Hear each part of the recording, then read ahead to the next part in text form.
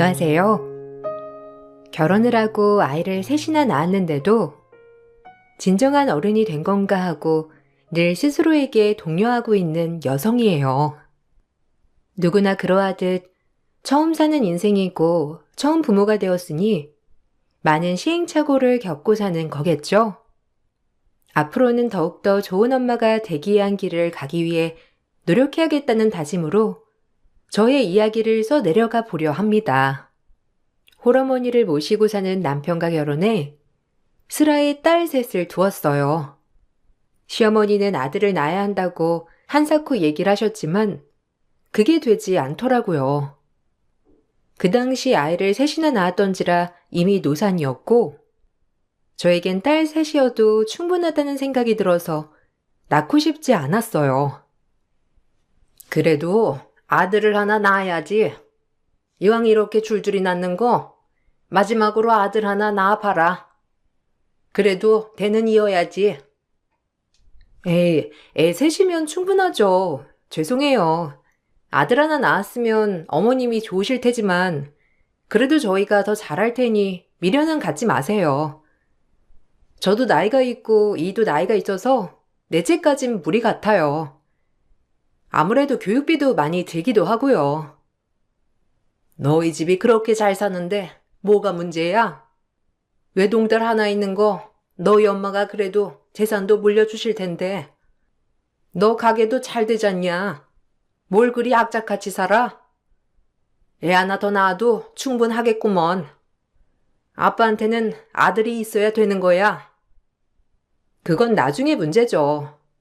살아가는 데 있어서 아직까지 엄마한테 손 벌리고 싶지 않은 게 제 마음이에요. 이해해 주세요. 가게라는 것도 언제 어떻게 될지 모르는데 전 그냥 지금 삶에 충실하고 싶어요, 어머님. 아이 문제는 저희가 알아서 할게요. 너도 참 갑갑하다. 그리고 내 아들은 무슨 죄냐? 그래도 하나밖에 없는 사이인데 처가에서 대접은 해줘야지. 아들 같은 사이를. 네가 친정에 손을 안 벌린다고 해도 친정에서 사이 보고 알아서 해줘야 하는 거야. 그래야 도리인 거지. 에이, 저희 집 가면 엄마가 이 사람한테 얼마나 잘해주시는데요. 꼭 돈이 전부는 아니니까 너무 그렇게 생각하지 마세요. 아들 손주 없는 부분을 참 아쉬워하시는 시어머니였고 절 볼 때마다 아들이 아쉽다고 말씀하시는 게 부담이 되었어요. 오랜 세월 아들만 바라보고 홀로 사셨던 분이기도 했고 옛날 사람이니 그러려니 하는 것도 하루 이틀이었습니다. 처음에 내 편이 되어주던 남편도 결혼 생활을 오래 유지하면 할수록 역시나 남의 편이 되어가는 건 어쩔 수 없는 세월의 흔적이었어요. 넌 나한테 안부 전화도 안 하냐? 기본적으로 3일에 한 번씩 안부 전화는 해야 할 거 아니야? 며느리 목소리 잊어버리겠다. 아, 죄송해요. 요즘 매장도 너무 바쁘기도 하고 셋째가 초등학교 들어가고 그러는 바람에 제가 정신이 없었네요. 별일 없으시죠? 안 그래도 주말에 어머님 생신이라 찾아뵈려고 했는데 뭐 드시고 싶은 거 있으세요? 식당 예약할 건데. 너 지금 시어머니 생일에 외식으로 퉁치자는 거냐? 네가 아무리 돈을 잘 번다고 해도 넌 이 집 며느리야. 아들도 못 낳으면 나한테 도리는 해야 할 거 아니야? 우리 아들한테도 이러냐? 밥 한 번 안 차려주지? 너 잘났다 정말. 늘 해마다 생신상을 해드렸지만 한 해도 그냥 넘어가는 법이 없던 어머님이었고 이날은 제가 운영하는 바쁜 빵집과 아이의 초등학교 입학 부분으로 정신이 없던 때였어요. 하루만 외식을 하자고 하니 어머님은 노발대발하시며 전화를 끊으시더라고요. 어머님 생신 때 아무래도 외식해야 할 것 같은데 어머님이 많이 섭섭하신가 봐. 요새 매장도 너무 바빠지고 그래서 주말에 잠깐 식사만 하고 내가 매장에 나가봐야 할 것 같거든. 당신이 좀 잘 얘기해드리면 안 될까? 어머님 정말 섭섭해 하시더라. 아, 내가 잘 얘기할게. 그럼 엄마 생신에 100만 원 정도 드릴까? 며느리가 밥상도 안 차리면 이 정도는 해야 할 것 같은데. 그래야 엄마도 기분이 풀리지. 그래도 엄마가 나 하나 홀로 키워서 너한테 장가 보낸 건데 며느리가 이 정도도 안 해봐. 100만 원이나? 아무리 매장이 바쁘다고 하더라도 갑자기 용돈 100만 원은 좀 타격이 크긴 한데. 우리 애가 셋이야. 지금 우리 엄마한테 쓰는 돈이 아깝다는 거야? 와, 너 변했다. 이제 애 낳고 사니까 우리 엄마가 우습지? 진짜 너무하네. 솔직히 너 우리 엄마가 혼자 계시고 그러니까 무서워서 그러는 거지? 어느 며느리가 밥상도 안 차리고 입을 싹 닦아. 말이 좀 그렇다. 입을 닦는다니. 내가 매번 그런 것도 아니고 이번에만 그러자는 건데 진짜 너무한다 자기야. 남편마저 감정이 상했는지 저렇게 비아냥거렸고 저 역시 모두가 섭섭해하니 제가 맞춰야 되겠다고 싶었어요. 그리고 그렇게 어머님 생신을 보내게 되었는데 역시나 돈 100만 원을 드리니 어머님과 남편은 입이 귀에 걸렸고 그래도 그 모습을 보니 저까지 기분이 좋아지더라고요. 더 열심히 벌어야겠다 싶은 마음이 들던 그때 일주일 내내 가게에 신경 쓰던 저는 결국 병이 나고 말았고 의사 선생님이 꼭 안정을 취해야 한다는 진단하에 결국 가게를 쉬게 되는 계기가 되었습니다. 사실 결혼을 하고 지금까지 뭐 하나 진득히 일을 하는 법이 없던 남편 때문에 가게를 쉴 수 없었고 저희 집의 모든 생활비 지출은 제가 버는 돈에서 충당이 되었기 때문에 더 악착같이 일을 할 수밖에 없었어요. 그럼에도 남편을 의지했던 건 남편이 아이들에겐 정말 둘도 없는 아빠였고 제가 아빠가 안 계셨기 때문에 이런 모습을 보고 대리만족이 되었답니다. 당신은 쉬고 내가 그럼 가게 일 돌볼게. 사실 회사랑 진짜 안 맞았거든. 근데 누군가는 가게를 해야 할 거 아니야. 그래도 두 부부가 여기 매장 하나에 매달리는 건 좀 아닌 것 같은데. 한 명은 안정적으로 회사를 다녀야지. 우리 애가 셋인데. 지금 당신 들어간 회사도 얼마 안 됐잖아. 또 그만둔다는 거야? 이제 우리 애들도 다 고학년인데 이건 아닌 것 같아. 네가 운영하는 것보다 내가 더 운영 잘한다니까. 난 사업 체질이고 지금 네가 올리는 매출보다 더 올릴 수도 있어. 그리고 의사가 그렇게 너 안정해야 한다고 하는데 꼭 이렇게 무리를 해야겠어? 내 말 듣고 넌 집에서 이제 애들이나 돌봐. 제 베이커리 카페를 운영하겠다고 하는 남편이었고 제 건강을 생각해서 그런다고 하니 뭐라 할 말은 없었는데 오히려 그래도 남편이라 감동은 받았습니다. 그렇게 전 전적으로 살림을 하면서 아이들을 돌보는 주부가 되었고 남편은 가게를 운영해 나갔죠. 하지만 제가 생각했던 거와는 다르게 남편은 성실하게 가게 운영을 하지 않았습니다. 오히려 본인이 일을 더 많이 하지 않으려고 직원을 채용하기도 하고 낮엔 나가서 뭐라고 돌아다니는지 탱자탱자 놀러 다니기에 바쁘더라고요. 아까 낮에 가게 가보니까 당신 없더라? 당신 가게 운영 그렇게 하면 안 되는 거야. 알아? 아무리 사장이어도 본인이 열심히 해야 매출이 따라오는 거지. 직원만 늘린다고 가게 운영이 돼? 나 진짜 너무 실망했어. 당장 원상복구 시켜놔. 알겠지? 남자가 하는 일에 왈가왈부 하지 마.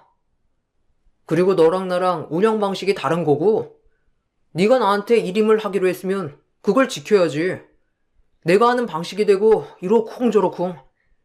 아무리 부부 사이지만 선 넘는 거다 너. 그러지 말고 그냥 넌 쉬워.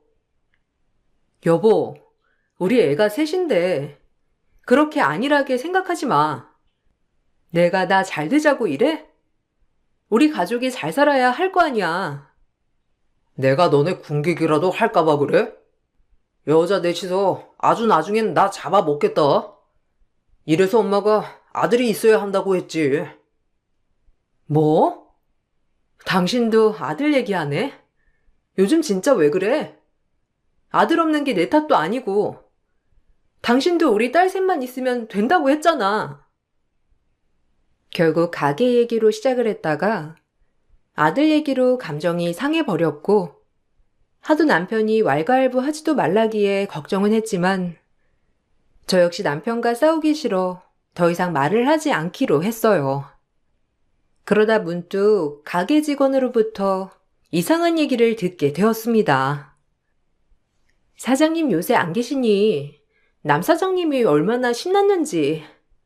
아, 맞다. 그리고 뭐 투자 설명회인가 다니면서 엄청 그러시던데 사장님도 알고 계셨어요?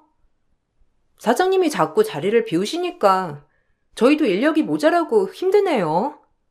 그렇다고 알아주지도 않고. 아, 그래. 힘들지. 미안해.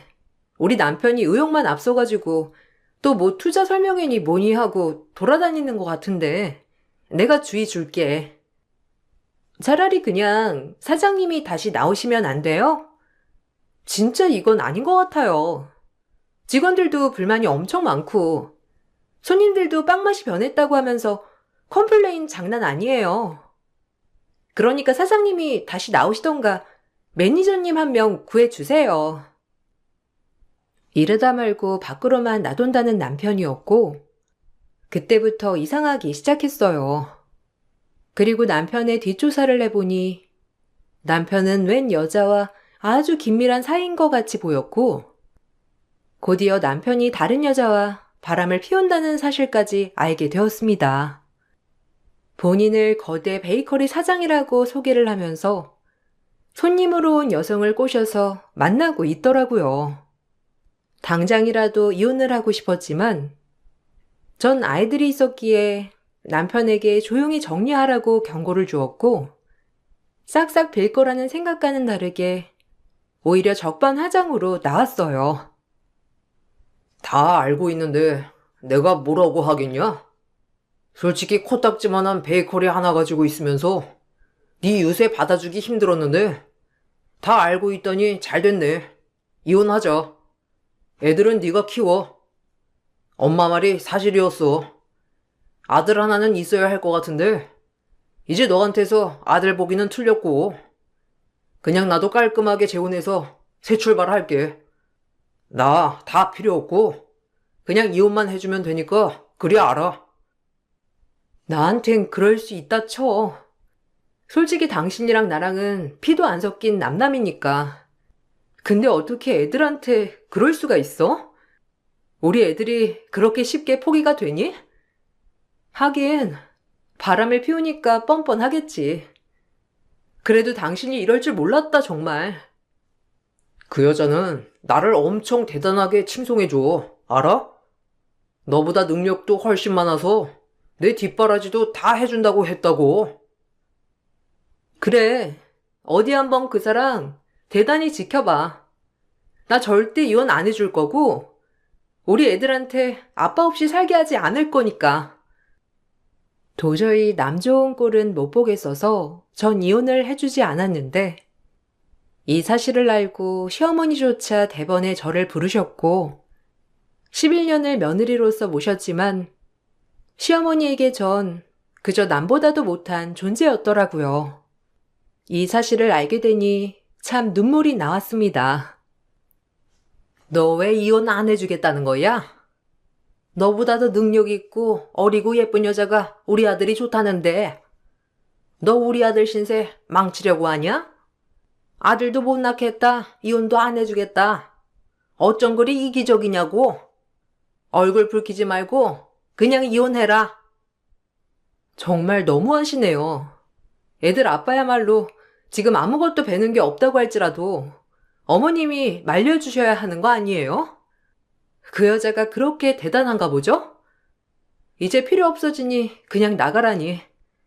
11년 동안 헌신한 대가가 정말 치욕스럽네요. 헌신은 무슨? 네가 아들을 낳기로 했냐? 우리 아들 뒷바라지를 하기로 했냐? 그저 나가서 일하느라 얼굴 한번 비출까 말까 했지.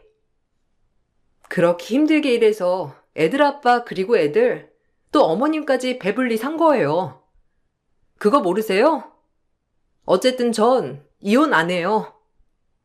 제가 강경하게 나오자 어머님은 모진 욕과 말을 내뱉었지만 꾹 참아냈는데 이혼을 하더라도 이렇게 이혼을 당하고 싶진 않았거든요. 저 혼자였다면 뒤도 안 돌아보고 나았을 테지만 그래도 아빠라고 아빠를 좋아하는 아이들에게 이혼한다고 입이 떨어지질 않았습니다. 하지만 남편은 점점 더 밖으로 돌기 시작했고 대놓고 외박을 일삼았어요. 그리고 하지도 않던 명품 시장을 하고 돌아다니면서 저를 더 가짱게 보기 시작했습니다. 뻔뻔하게 이혼 요구를 하면서 수치스럽게 말이죠. 네가 이런 거 사줄 수 있냐? 그저 벌어먹여만 봤지. 참, 내가 새로운 여자 만나니까 이렇게 인생이 달라질 줄 누가 알았겠어? 통도 크고 나이도 어리고 얼굴도 너보다 훨씬 예쁘고 그러니까 나 좀 놔줘. 내 행복 막지 말란 말이야, 제발. 진짜 너무한다. 명품에 속은 거니? 그 여자가 다 사주디? 당신도 참, 당신 객관화가 안 돼 있어.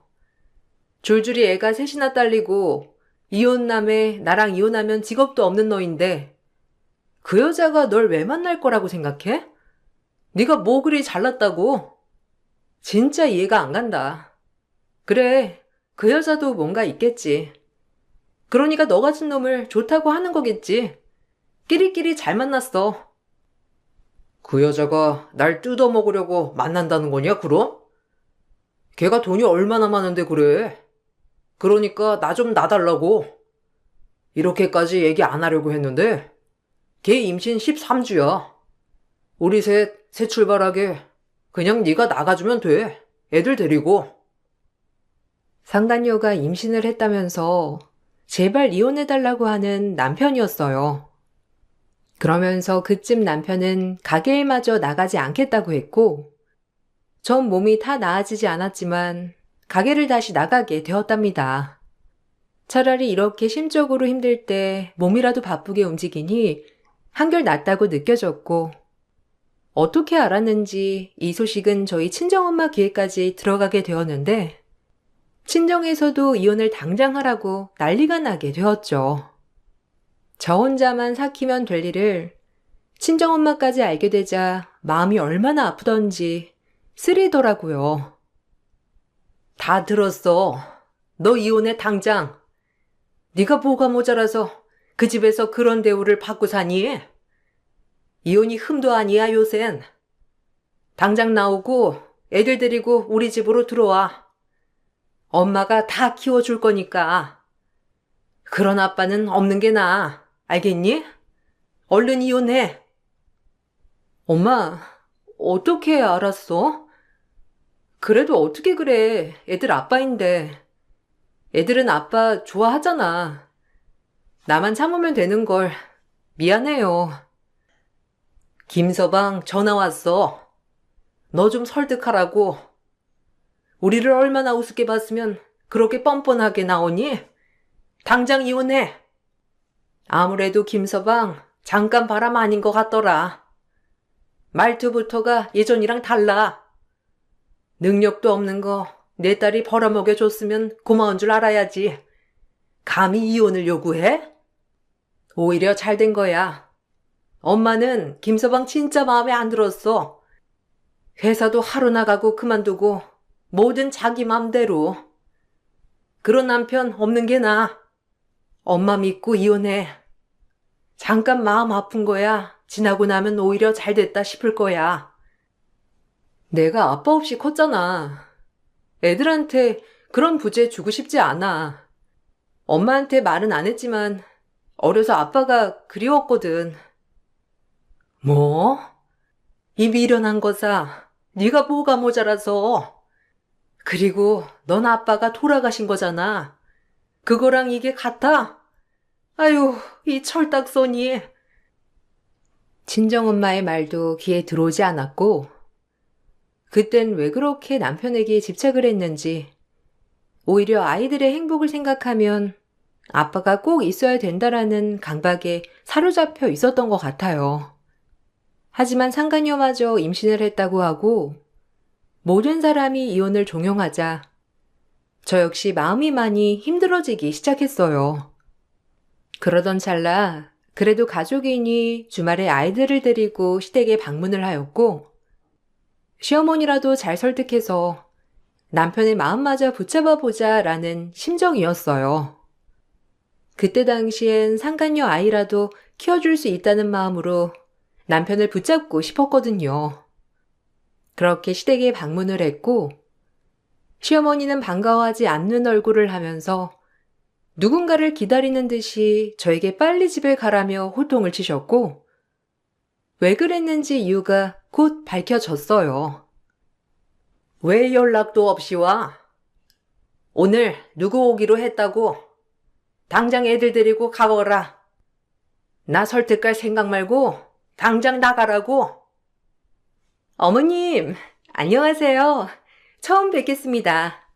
김미주라고 해요. 어머, 제가 오늘 오면 안 되는 거였나요? 당황스럽네요. 아, 당신 여기가 어디라고? 아니야, 내가 말했잖아. 이혼한다고. 당장 애들 데리고 나가. 애들 앞에서 못 볼 걸 보이지 말고. 아, 당신 전부인? 아, 안녕하세요. 제 얘긴 들으셨죠? 저 이 사람이랑 재혼할 거니까 깨끗이 정리해 주시면 감사하겠어요. 다들 미쳤구나. 여기가 어디라고. 그리고 뭐? 재혼? 바람핀 주제에 뭐가 그리 당당해? 당신도 제정신이 아니지? 정신사납다. 당장 가. 여기가 어디라고 너야말로 그렇게 무례하게 그러는 거냐?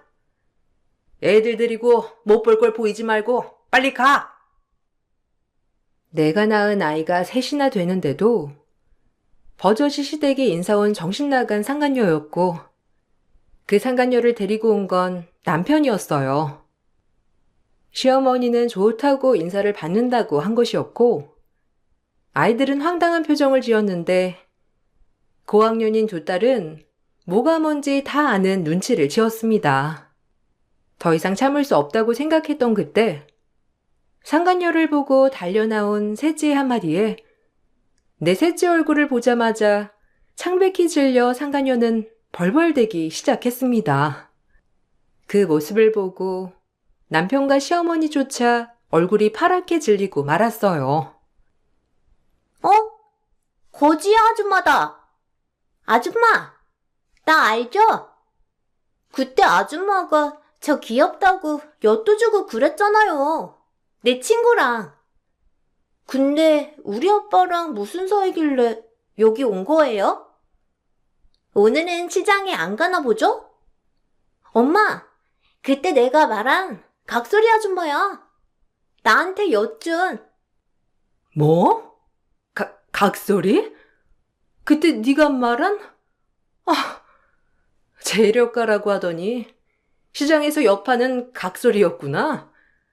당신도 잘 알고 있었고? 뭐? 아니, 당신 어떻게 된 거야? 식분 사업 한다고 하지 않았어? 각소리라니. 그리고 시장은 또 무슨 말이야? 알고 보니 남편의 상간녀는 시장에서 엿을 팔고 재롱을 떠는 각설이었습니다. 직업에 기천은 없다지만 체면을 매우 중요시 여기는 어머님은 이 부분이 용서가 되지 않는 듯하였고 남편마저 얼굴을 붉히더라고요. 거대 베이커리 사장인 줄 알았던 남편에게 의도적으로 접근하여 바람을 피우게 된 것이고 본인이 각설이라는 말을 숨기고 식품 사업을 하고 있다고 소개했다고 해요. 그리고 남편에게 이곳저곳에서 대출을 받게 한 뒤 본인 회사에 투자를 하라며 명품 공세를 갖다 바친 것이었어요. 아니, 이럴 수는 없지. 내가 너 시장에서 여파는 애인 거 알았으면 허락했겠어? 친정 잘 사는 며느리 두고 내가 왜 너같이 각설이 같은 며느리를 둬야 하냐고. 너 식품 사업 한다고 했잖아. 다 거짓말이었니? 입이 있으면 얘기를 해봐. 어머, 식품 사업 맞잖아요. 저 엿대다 팔아요. 이것도 사업이죠. 그리고 어떤 것을 하든 제 직업인데 뭘 그러세요? 어차피 저 이 사람 아이도 가졌으니까 더 이상 말 마세요. 그렇게 원하던 아들 손주 낳아드리면 될 거 아니에요. 노인네가 말이 많아. 너 지금 노인네라고 했어? 아니 어쩌다 저런 화상을 데려와서. 얘 어미야, 저 여자 말하는 뽐새 봐라. 뭐란 말 좀 해봐.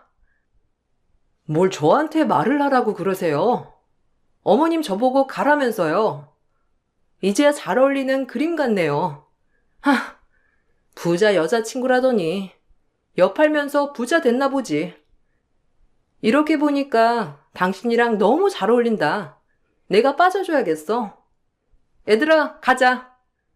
엄마가 이렇게 애쓰고 지키려 했던 가정이 너희 할머니랑 아빠가 이렇게 부시는구나. 잘 봤지? 얼른 가자. 엄마한텐 니들만 있으면 돼. 아빠, 진짜 실망이야. 우리가 이런 것도 모를 것 같아? 다신 아빠 안 볼 거니까 그렇게 알아. 얘들아, 가자. 아빠가 우릴 배신했어. 고학년이었던 첫째와 둘째는 모든 상황을 다 이해하는 듯 했고, 그렇게 딸들과 전 집을 나왔습니다. 남편과 시어머니는 저희 행동에 노발대발하면서 난리가 났지만, 이미 되돌아올 수 없는 강을 건너버린 거예요. 저 역시 아이들을 위해 끝끝내 지키려 했던 가정이었지만, 이렇게 아이들 앞에서 대놓고 상간녀를 옹호하는 시어머니와 남편을 보자 제 선택이 틀렸다는 것을 각성하게 되었어요. 전 엄마의 권유에 따라 변호사를 만나 차근차근 이혼 소송을 시작하게 되었습니다. 남편에게 상간녀와 그리고 뱃속 아이까지 있었던 마당인지라 모든 재판은 저에게 유리하게 흘러갔고 남편과 시어머니는 이제야 빌기 시작했어요. 진짜 미안해. 내가 미쳤지, 널 두고. 난 진짜 그 여자한테 놀아난 거야. 내가 엿파는 여자인 줄 알았으면 만났겠냐? 너 같은 여자를 두고. 그러니까 나도 속은 거라고. 이해해주면 안 될까? 우리 자식만 셋인데 어떻게 이렇게 헤어지니?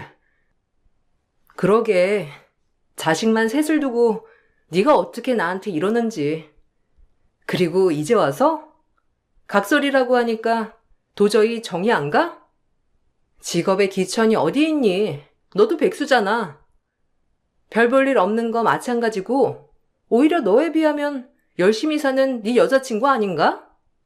너랑 네 엄마 눈만 높아져가지고 주제 파악도 못하고 그렇게 사는 거 벌 받는다고 생각해. 그리고 네 애는 책임져야지. 애들이 아빠 안 본다고 난리야. 양육권 친권은 내가 가져갈 거야. 그리 알아. 그리고 위자료 준비해. 혼인 파탄의 귀책 사유는 당신이니까.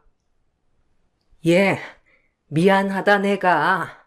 잘못 판단했어. 너 같은 며느리를 두고 제발 그러지 말고 마음 좀 돌려줘. 내가 우리 손녀들을 못 본다는 게 말이 되니? 한두 해 산 것도 아니고 그냥 실수라고 생각해. 남자들 한 번쯤 다 그러잖니. 마음 놀잖아 너. 착각하셨나 본데 저 참을 만큼 참았거든요. 애들 앞에서 그렇게 나가라고 소리쳐놓고 이제 와서 손녀들 걱정을 하세요? 막내는 아직 뭐가 뭔지 모르지만 언니들 따라 아빠랑 할머니 안 보겠다네요. 이제 답이 됐죠? 하실 얘기 있음 제 변호사한테 해주세요. 그리고 소송을 이어갔는데 역시나 상간녀 소송도 하게 되었고 치열한 법정 공방 끝에 결국엔 저의 승소로 끝이 났습니다. 그리고 상간녀는 소송이 길어짐에 따라 그러면서 아이도 낳았는데 어머님이 그렇게 바라던 아들이 아닌 또 딸이더라고요. 아니, 아들을 낳으랬더니 또 딸을 낳아? 아유, 내가 미쳤지. 저런 것을 며느리라고. 너 당장 네 딸 데리고 나가. 저 아니면 어떻게 먹고 사시려고 그러세요? 그리고 그래봤자 당신 전 며느리 안 돌아오니까 미련 버리시고 저한테 잘하세요. 저 아니면 밥도 못 얻어 드실 거니까. 누구 좋아서 여기 붙어 있는 줄 아나? 당신 아들 별 볼 일 없으니 자존심 그만 세우세요. 아셨어요? 뭐 아들이 대단한 줄 아는 게 진짜 어이없네. 직업도 없고 백수 아들을 둔 주제에. 뭐야? 네가 감히 네 아들을 무시해? 우리 전 며느리는 내 아들이라면 꿈뻑 죽었는데 어쩌다 이런 것을 내가. 제가 어머님 버릇도 좀 고쳐드려야겠네요. 요즘 세상에 시집살이 시키실 생각이라면 절대 용납 못하니 그러셔요. 어머님은 그 모습을 보고 각설이에 아들도 못 낳는 게 본인 아들을 끼워냈다며 상간녀에게 엄청 퍼부으셨지만 상간녀 또한 시장에서 한두 해 지낸 게 아니기 때문에 성격이 보통이 아니었고 오히려 시어머니와 남편을 휘어잡아 꼼짝 못하게 했어요. 남편은 이 과정에서도 비겁하게 상간녀와 본인의 아기를 저버리고 저에게 오려고 엄청 많은 회유를 하기 시작했습니다. 내가 미안해. 진짜 다신 안 그럴게. 네가 한 번만 봐준다면 평생 너한테 절하면서 살 거야. 그러니까 한 번만 봐줘라. 어디서 감히 내 딸한테? 내가 아무 말 않고 있었는데 이제 우리 딸이 너랑 산다고 해도 내가 뜯어 말릴 거야. 아무것도 없는 거 딸이 좋대서 받아들였더니만 감히 바람을 피워? 지가 여태까지 살림에 보탠 게 뭐가 있다고? 뻔뻔하게 당장 꺼져! 장모님, 아이들도 있는데 어떻게 말씀을 그리 하세요? 제가 진짜 잘할게요. 대리일 사이라도 하라고 하면 할 테니까 제발요. 내 딸이 이제 너랑 니네 엄마까지 먹여 살리는 꼴 못 봐.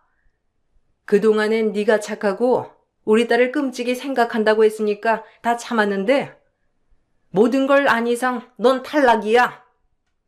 다신 볼 일 없었으면 하고 이번 소송 끝나는 대로 내 딸 집에서 짐 싸가지고 나가. 저에게 회유하는 남편에게 저 대신 엄마가 퍼부으셨고 남편은 그럼에도 절 붙잡으려고 애를 썼습니다. 그러나 기가 엄청 센 상간녀에게도 꼼짝 못하는 남편이었기 때문에 결국엔 상간녀를 떼어낼 방법조차 모르더라고요. 본인이 그렇게 어리고 잘 사는 여자인 줄 알아서 저까지 버리려고 했는데 이제 와서 그 상간녀를 끔찍해하는 남편을 보니 웃음이 나왔어요. 유부남한테 처녀가 애까지 가져줬으면 고맙다고 절을 할 것이지. 내가 유부남 만나서 그 여자한테 위자료 주고 나도 피해자예요. 그리고 내가 뭘 거짓말을 했다고? 지도 베이커리 사장이라고 거짓말했으면서 결국엔 그것도 네 전 와이프 거잖아. 그러면 나도 속은 거야. 알아? 시장 말고 나도 카페 사장 좀 돼보나 했더니 이제 당신 직업 없어졌으니 나 따라다니면서 일이나 배워. 지금 우리 아들한테 너 따라 각설이나 하라는 거냐? 아이고 세상에. 어떻게 이런 억울한 일이 다 있어 진짜. 말도 안 돼. 이제 그쪽들 밥줄이 나 아니에요? 보아하니 전 와이프가 다 먹여 살렸나 본데 나도 내 딸 때문에 참는 거니 그리 아세요. 아, 진짜 머리가 깨지겠다. 내가 어쩌다 너 같은 애를. 나도 베이커리가 내 거라고 속인 거지만 너처럼 부자 행세는 안 했어. 너 때문에 받은 대출이랑 이런 거 다 어쩔 거야? 그렇게 명품 사다 주면서 회유를 하더니 베이커리 때문에 그런 거였지? 당연하지. 내가 애세 딸린 유부남을 왜 만났겠어? 다 나한테 투자하라고 하는 거지. 그리고 이제 머물러. 네 애까지 가졌는데 뭘 어쩔 건데? 네 와이프는 나한테 절을 해야 할 거다. 내가 이런 남자인 줄도 모르고. 나도 돈에 눈이 멀어서. 아휴. 대출값은 너랑 나랑 이제 전국 팔도 돌아다니면서 갚아야 돼. 마음 단단히 먹어. 이 일 쉬운 거 아니니까. 아우, 짜증나, 인생 진짜. 남편과 상간녀는 서로에게 명품을 사주고 대출을 받아주고 그러다가 결국 그게 다 본인들의 빚이 된 거예요. 본인들의 분수도 모르고 그렇게 설치다가 모든 걸 다 떠안게 된 꼴을 보니 정말 고소하다는 생각이 들었습니다. 남편이 이혼하는 과정에서 저에게 재산 분할을 요구했지만 사실상 베이커리 말고는 모든 것이 엄마의 재산이었기 때문에 어찌할 수 없었고 베이커리마저 아무것도 본인이 관여한 게 없었기 때문에 저에게 재산 분할을 받기 힘들다는 판결을 받았어요. 그 과정에서 직원들조차 입을 모아 남편의 태도를 지적하고 나서서 증인을 해주었답니다. 그렇게 전 저의 모든 것을 다 지켜내면서 이혼을 할 수 있었어요. 이제 속이 후련하냐? 애들 아빠한테 진짜 너무한다. 너 이렇게 차가운 애인지 몰랐어. 내가 알던 애 맞나 싶어 정말. 네가 날 이렇게 만든 거지. 난 끝까지 널 용서하려고 했고 받아들이려고 했어. 날 이렇게 만든 건 네 잘못이야. 남 탓하지 마. 그리고 상간녀와 남편에게 위자료를 받고 아이들과 묵묵히 지냈습니다. 남편에게 오만정이 다 떨어졌지만 그래도 이혼이라는 아픔이 꽤 크더라고요. 다행히 친정엄마가 물심양면 심적으로 많은 위로가 돼주어 버틸 수 있었고 딸들은 참 착하게도 더 바르게 자라주었어요. 그리고 아빠와 있는 면접날조차도 딸들은 아빠와 할머니를 만나기 거부하여 사실상 딸들과 시댁은 손절을 하게 되었답니다. 한동안 딸들을 붙잡아 저의 마음을 돌리고 싶어한 남편이었지만 딸들이 절대 만나주지 않아 저와 연락을 할 수는 없었어요. 그리고 많은 시간이 흐른 뒤 딸들과 시장에 갔는데 그곳에 남편과 상간녀가 각설이 춤을 추면서 엿을 팔고 있더라고요. 그 모습을 보고 어찌나 우습던지. 하지만 딸들이 볼까봐 얼른 발걸음을 돌렸답니다. 정말 고소한 일이었지만 그래도 딸들한텐 마지막 아빠의 자존심을 지켜주고 싶은 마음이라고나 할까요? 그리고 남편은 결국에 한 군데 오래 다니지도 못하니 각설이 상간녀를 만나 전국 팔도를 돌아다니며 엿을 파는 신세가 되었어요. 지금 생각해보면 정말 잘 어울리는 것 같은 게 한 군데 오래 있지 못하니 돌아다니며 일을 하는 것도 괜찮다 싶었거든요. 그리고 저는 지금 싱글맘으로서 아이들을 키우고 있지만 더더욱 성숙해지려고 노력 중입니다. 앞으로 헤쳐나가야 할 숙제들이 많기 때문에 더 열심히 살고 있어요.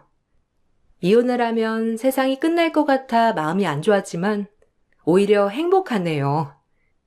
여러분들도 괜한 것에 매달리시고 계시다면 깨끗이 털어버리는 것도 나쁘지 않다는 것을 알려드리고 싶어요. 날이 아직 많이 추운데 옷 따뜻이 입으시고 제 글을 들어주셔서 정말 감사합니다. 안녕하세요. 저는 하나뿐인 아들을 위해 쉬지 않고 달려온 50대 후반의 여자입니다. 최근에 병원을 다녀오게 되었는데요. 이유는 시부의 연세가 많으시다 보니 건강의 악화는 자연스럽게 뒤따라오게 되었습니다. 저희 가족과 함께 할 수 있는 시간이 얼마 남지 않았다는 게 마음이 아프고 힘들어하시는 시부의 모습을 보면 많은 생각을 가지게 됩니다. 지금까지 정말 치열하게 살아오신 분이셨고 호랑이 같은 성격을 가지셨던 시부가 기력이 약해지셔서 한마디 말조차 하기 힘드실 정도로 괴로워하시니 안타깝기만 하네요. 언제나 저희 옆에 계실 줄 알았는데 시간은 매정하게도 시부를 붙잡아 주지 않았습니다. 시부가 세상을 떠나면 앞으로 또 다른 전개가 펼쳐지겠지만 곧 세상을 떠나시게 될 시부의 희생이 헛되지 않게 최선을 다해 살아가려 합니다. 제가 여기에 사연을 신청하게 된 건 그동안 남편이 저희 가족에게 어떻게 했는지 여러분들께 고발하고 싶어 글을 쓰게 되었어요.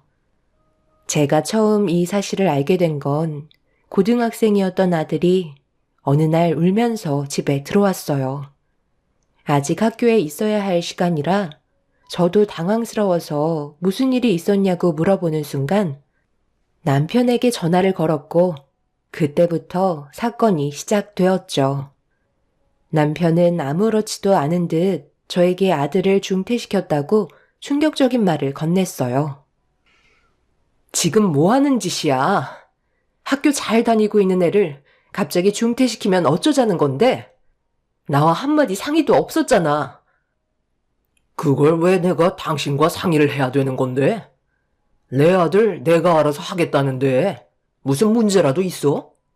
다 생각이 있어서 결정한 거니까 더 이상 아무 말도 하지 마. 저놈은 머리가 너무 좋아서 그게 문제야. 나중에는 나를 잡아먹을 정도로 올라올 놈이라니까. 초장부터 싹을 잘라놔야지. 안 그럼 내가 잡아먹히겠어. 이번에도 전교 1등 했다던데. 머리 좀 커졌다고 벌써부터 애비한테 대들어야 되겠어? 제가 뭔데 우리 회사들을 이어가겠다는 말이 나와? 나는 그럴 생각 전혀 없고 그놈이 앞으로도 잘 되는 꼴은 못 보니까 중퇴시킨 거 취소하지 마. 만약 당신도 내 결정을 거절한다면 그땐 집에서 내쫓길 줄 알아. 알겠어? 저놈은 막노동이나 하면서 살라 그래. 내가 봤을 때 그게 딱이야. 그리고 오늘 집에 안 들어가니까 그런 줄 알아. 언제부터인가 남편의 행동에 이상함을 느꼈지만 크게 문제 삼지 않았었어요. 워낙 기복이 심한 사람이라 시간이 지나면 알아서 해결할 거라 생각했었어요. 걱정돼서 물어보기라도 하면 신경 쓸 거 없다며 화부터 내는 성격이라 그냥 지켜만 보고 있었습니다. 그런데 남편의 갑작스러운 돌발 행동은 너무 당황스러웠고 울고 있는 아들을 보면서 어떻게 해야 할지 몰라 머릿속이 하얗게 변하고 말았습니다. 그 사이 학교 담임 선생님한테 전화가 와서 받아보니 남편이 교장을 만나 바로 중퇴 처리를 해서 충격을 받은 제 아들을 걱정하고 있었습니다. 학교에서도 많이 놀란 듯 보였어요. 전교 1등 하던 제 아들이 갑자기 중퇴를 하게 되는 돌발 상황이 생겼으니 당황스럽긴 마찬가지였겠죠. 일단 중퇴 처리를 취소하는 게 좋을 것 같아 담임에게 취소 처리해달라고 얘기했는데 이 문제가 남편과 교장과의 단둘이 진행된 사항이라 담임이 관여할 수 있는 문제 아니라며 직접 학교로 찾아와 교장과 상담을 하는 게 좋을 것 같다고 방법을 알려주었죠. 그래서 학교로 찾아가 교장을 만나려 했지만 남편은 여러 가지 상황들이 발생될까봐 교장에게 조치를 취해 놓은 상태라 제가 할 수 있는 건 아무것도 없었습니다. 교장은 저를 전혀 만나주려 하지 않고 있었어요. 결국 아무것도 해결되지 않은 채 집으로 돌아왔는데 아들 방이 조용하길래 조심스럽게 문을 열어보니 이런 안 좋은 상황 속에서도 제가 해결해 줄 거라고 믿고 있었는지 공부에 집중을 하고 있었네요. 상황이 더 악화되기 전에 서둘러 해결하는 게 좋을 것 같아 일단 시어머니께 전화를 걸었고 남편이 한 돌발 행동에 대해서 침착하게 대화로 풀어나갔습니다. 그런데 묵묵히 듣고 계셨던 시모가 한마디를 하셨는데 이해할 수 없는 말들을 늘어놓기 시작하셨어요. 제 입장에서는 많이 당황스러웠고 할 말을 잃게 되었죠. 그래서 나보고 어떻게 해달라는 건데? 내가 무슨 힘이 있겠어? 지금까지 살면서 아들의 결정에 대해 토단 적 한 번도 없었는데 괜히 나섰다가 나까지 피해오면 네가 책임질 거니? 내 아들이 아무 생각 없이 그런 행동을 저질렀겠어? 그래서 안 도와주시겠다는 건가요? 하나뿐인 어머님 손자가 지금 그이 때문에 중태를 당했다고요. 이게 얼마나 심각한 문제인지 모르셔서 그런 묻히기만 말씀을 아무렇지도 않게 꺼내시는 건가요? 제발 그 사람 설득 좀 시켜주세요. 나는 싫다. 내 손까지 넘어오게 하지 마라. 그리고 손자가 많던 적던 아들 말 안 들었다가 집안 난리 나는 걸 보고 싶지 않으니까 그냥 현실을 받아들이거라. 아니면 검정고시 보던가. 찾아보면 방법은 많이 있잖니? 괜히 일 크게 만들지 마라. 지금 그 말씀이 가족을 위한 길이라고 생각하시는 건 아니시죠? 어머님 정말 실망이네요. 다시는 연락하지 않겠어요. 그러든지 말든지 너 알아서 해라. 나는 뭐 네가 며느리로서 마음에 들어서 여태까지 끼고 살았는 줄 아니? 시모는 제 부탁을 들어주려 하지 않으셨어요. 남편의 성격이 워낙 욱하는 성질이 있어서 혹시라도 시모가 도와주셨다가 남편이 분노를 하면 아무도 말릴 수가 없다는 걸 원치 않으셨는지 아예 귀를 닫으셨습니다. 거기에다가 저를 며느리로서 마음에 들어하지 않았기 때문에 제 부탁을 들어주려 하지 않으셨어요. 결국 이런 상황이 오게 되니 제가 할 수 있는 건 아무것도 없는 것 같아 답답한 마음에 눈물을 쏟아내고 있는데 전화 한 통이 울렸고 번호를 확인해 보니 시부가 해외 일정을 마치고 한국으로 복귀를 하셨어요. 가족 아무도 전화를 받지 않아서 걱정되는 마음에 저한테 전화를 하신 거였죠. 몇 년간 해외로 이주한 회사를 안정권으로 만들기 위해서 한동안 시부의 얼굴을 뵌 적이 없었습니다. 시부의 목소리를 듣자마자 좀 전에 있었던 서러웠던 상황들이 북받쳐 올라왔는지 오열을 하게 되었고 시부는 전화를 하시자마자 많이 당황스러웠는지 제가 왜 눈물을 쏟아내고 있는지에 대해 설명을 듣길 원하고 계셨습니다. 그래서 하나하나 천천히 설명해 나가자 묵묵히 듣고 계셨던 시부는 화가 많이 나셨는지 저보고 시댁으로 서둘러 와주길 바라셨어요. 저는 시부의 말대로 아들과 함께 시댁을 찾았어요. 그렇게 현관문 앞에 다가가 초인종을 누르려는데 시부의 언성 높은 목소리가 현관문 밖에까지 전부 생생하게 전달되고 있었습니다. 시모는 저에게 했던 행동들에 대해 어쩔 수 없는 선택이었다고 용서를 구하고 계셨어요. 하지만 시부는 어른으로서 아랫사람에게 본이 되지 못하는 행동을 한 부분에 대해 용서하지 않으셨죠. 그렇다고 며느리가 전화해서 문제를 해결해달라고 부탁한 걸 거절해? 혼자서 감당하기 힘들 것 같으면 나한테 전화 한 통이라도 할 수 있었던 거 아니야? 내가 분명 얘기했지만 며느리가 오면 보자마자 당신 잘못부터 인정해. 만약 내가 시키는 대로 하지 않는다면 당신도 이 집에서 당장 쫓겨날 줄 알아? 여태까지 손가락 하나 까딱하지 않게 풍족할 정도로 살게 해줬는데 이 정도도 혼자 해결하지 못해서 며느리의 눈에 눈물을 흘리게 만들어? 당신은 내 인생에 조금도 도움이 안 돼. 시부는 화가 머리끝까지 올라오신 것 같아 보였어요. 해외로 떠나시기 전 제 아들한테도 정말 잘 대해주셨었는데 몇 년간 해외로 가신 이후 시댁 식구들의 행동은 저에게 조금도 행복감을 주지 않았고 전혀 다른 모습을 보여주었습니다. 시부모님께서 얼굴을 더 붉히시기 전에 서둘러 초인종을 누르는 순간 엘리베이터에서 남편이 모습을 드러내었고 제가 현관문 앞에 서 있는 모습을 본 남편은 안 좋은 분위기로 저를 노려보고 있었습니다. 그렇게 남편은 저를 밀치고 현관문을 활짝 열더니 아무렇지도 않은 듯 집으로 들어가길래 저와 아들도 그 뒤를 따랐습니다. 시부모님은 붉어진 얼굴로 저희 부부를 바라보았고 시부는 이미 화가 머리끝까지 올라오신 상태셨기 때문에 남편의 얼굴을 보자마자 삿대질을 하면서 언성을 높이셨어요. 그리고 제 아들이 남편으로 인해 중태를 당해야만 했던 상황을 다시 바로잡길 원하셨죠. 너 지금 학교 잘 다니고 있는 선민이한테 무슨 짓을 저지른 거야?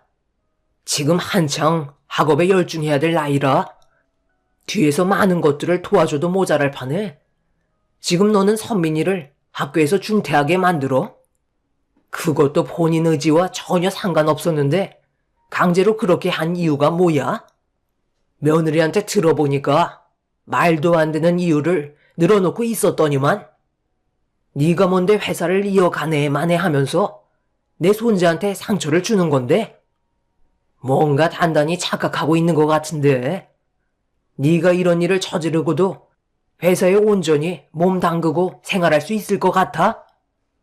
고작 내 아들이라는 이유 하나로 낙하산 탔으면 남들 입에 오르내리지 않게 잘 처신을 해야 되는 건데 네가 직접 집안 망신을 다 시키면 되겠어? 마지막으로 좋게 얘기할 때 제자리로 돌려놓거라. 그렇게 하지 않으면 그땐 말 안 해도 잘 알지? 10원 하나 물려줄 마음 없으니 생각 잘해야 될 거다.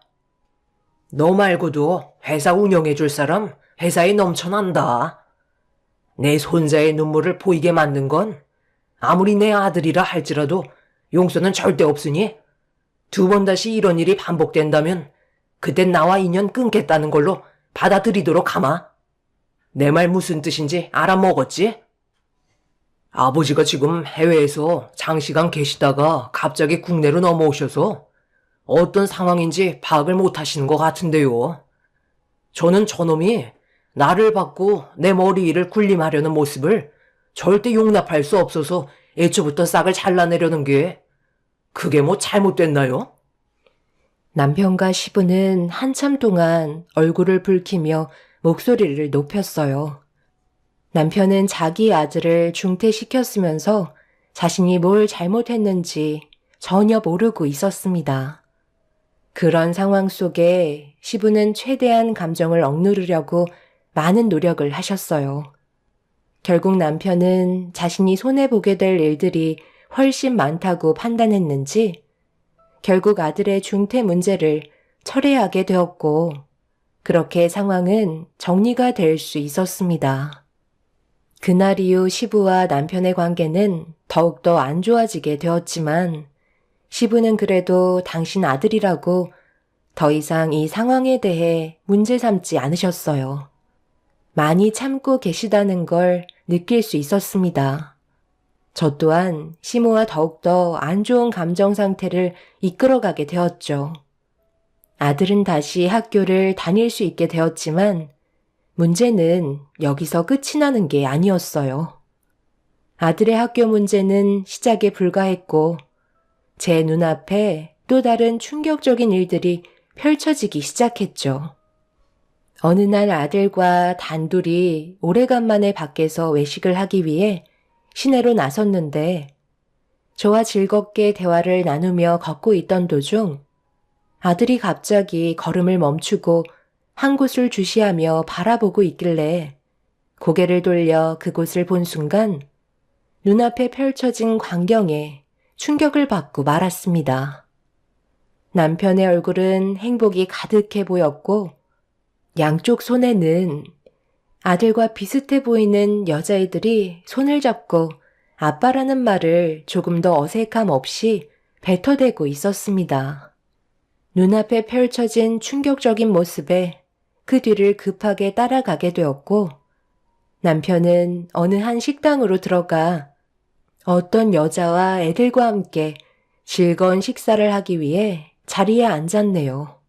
그걸 본 아들은 무턱대고 남편에게 달려가 소리치며 난리를 치고 말았습니다. 아들과 제가 갑자기 나타날 거라곤 전혀 상상하지 못했는지 많이 당황스러워하는 눈빛으로 자리에서 일어나 처음 본 애들과 어떤 저와 나이대가 비슷한 여자가 혹시라도 문제가 생길까봐 자기 뒤로 보내는 모습을 보게 되었죠. 저보다 그 사람들을 지키겠다는 남편의 행동이 저를 더 비참하게 만들고 있었습니다. 지금 이게 뭐 하는 짓이야? 좀 전에 당신 손을 잡고 가던 저 애들이 아빠라고 그러던데? 그게 무슨 말이냐고? 두 귀로 들었으면서 무슨 말이 듣고 싶은 건데? 당신이 들은 그대로야. 내가 애들 아빠고 이 사람은 내 마누라다. 당신 지금 나 몰래 뒤에서 두 집 살림하고 있었던 거니? 그래서 우리한테 그렇게 소홀했던 거였어? 어떻게 이런 식으로 사람을 뒤통수 칠 수 있는 거야? 내가 지금 두 눈으로 본 이 상황을 그냥 넘어갈 거라 생각하는 건 아니지? 저 여자애들, 선민이랑 나이대도 비슷해 보이는데 그동안 나 몰래 이런 생활하니까 기분 좋았니? 저 여자애들이 온갖 애교 부리면서 아빠라고 하니 무뚝뚝한 내 아들이 꼴보기 싫었겠지. 당신은 정말 까도 사람 놀래키는 재주 하나는 타고난 것 같다. 지금 내가 두 눈으로 본 이 상황은 절대 그냥 넘어가지 않을 거야. 그리고 너희들 모두 눈에서 피눈물 흘릴 날이 분명 찾아올 거다. 무슨 말을 그리 무섭게 하는 거야? 우리 딸들이 지금 당신 때문에 떨고 있잖아. 어차피 모든 사실을 알았는데 화낼 필요가 뭐가 있어? 그냥 현실을 받아들여. 이왕 이렇게 된 거 여기서 결정 짓는 것도 나쁘지 않겠네. 이제 나랑 그만하자. 솔직히 나도 두 집 살림하는 거 그동안 쉽지 않았거든. 우리 딸들한테 떳떳하지도 않아서 내 마음이 얼마나 안 좋았는데. 돈 걱정은 하지 마. 원하는 만큼 줄 테니까. 그런데 이혼을 하지 않겠다고 한다면 앞으로 모든 지원을 전부 다 막아버리고 내쫓아 버릴 거니까 그런 비참한 모습 당신 아들한테 보여주고 싶지 않으면 그냥 쥐어주는 돈 가지고 돌아가는 게 좋을 거야. 그렇게 해요. 그동안 많이 해 드셨잖아요. 이제 저희도 좀 떳떳하게 지내고 싶다고요. 솔직히 두 사람 사이도 안 좋으면서 뭐하러 질질 끌고 가며 살아요? 그냥 이혼하자는 것도 아니고 돈 주겠다는데 나 같으면 바로 위자료 받고 각자 살 길 갈 것 같네요. 첩주제에 지금 내 앞에서 뭐라고 짓거리는 거야? 내가 아직까지 이성의 끈을 놓지 않고 있는 것만도 감사하게 생각해. 한 번만 더 선 넘는 행동하면 머리들 전부 다 뽑아 버릴 줄 알아. 이 문제는 당신이랑 단둘이 해결할 문제는 아닌 것 같다.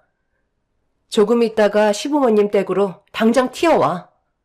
원하는 대로 가겠다면 제대로 된 절차를 밟아야 하지 않겠어? 한번 갈 때까지 가보자고.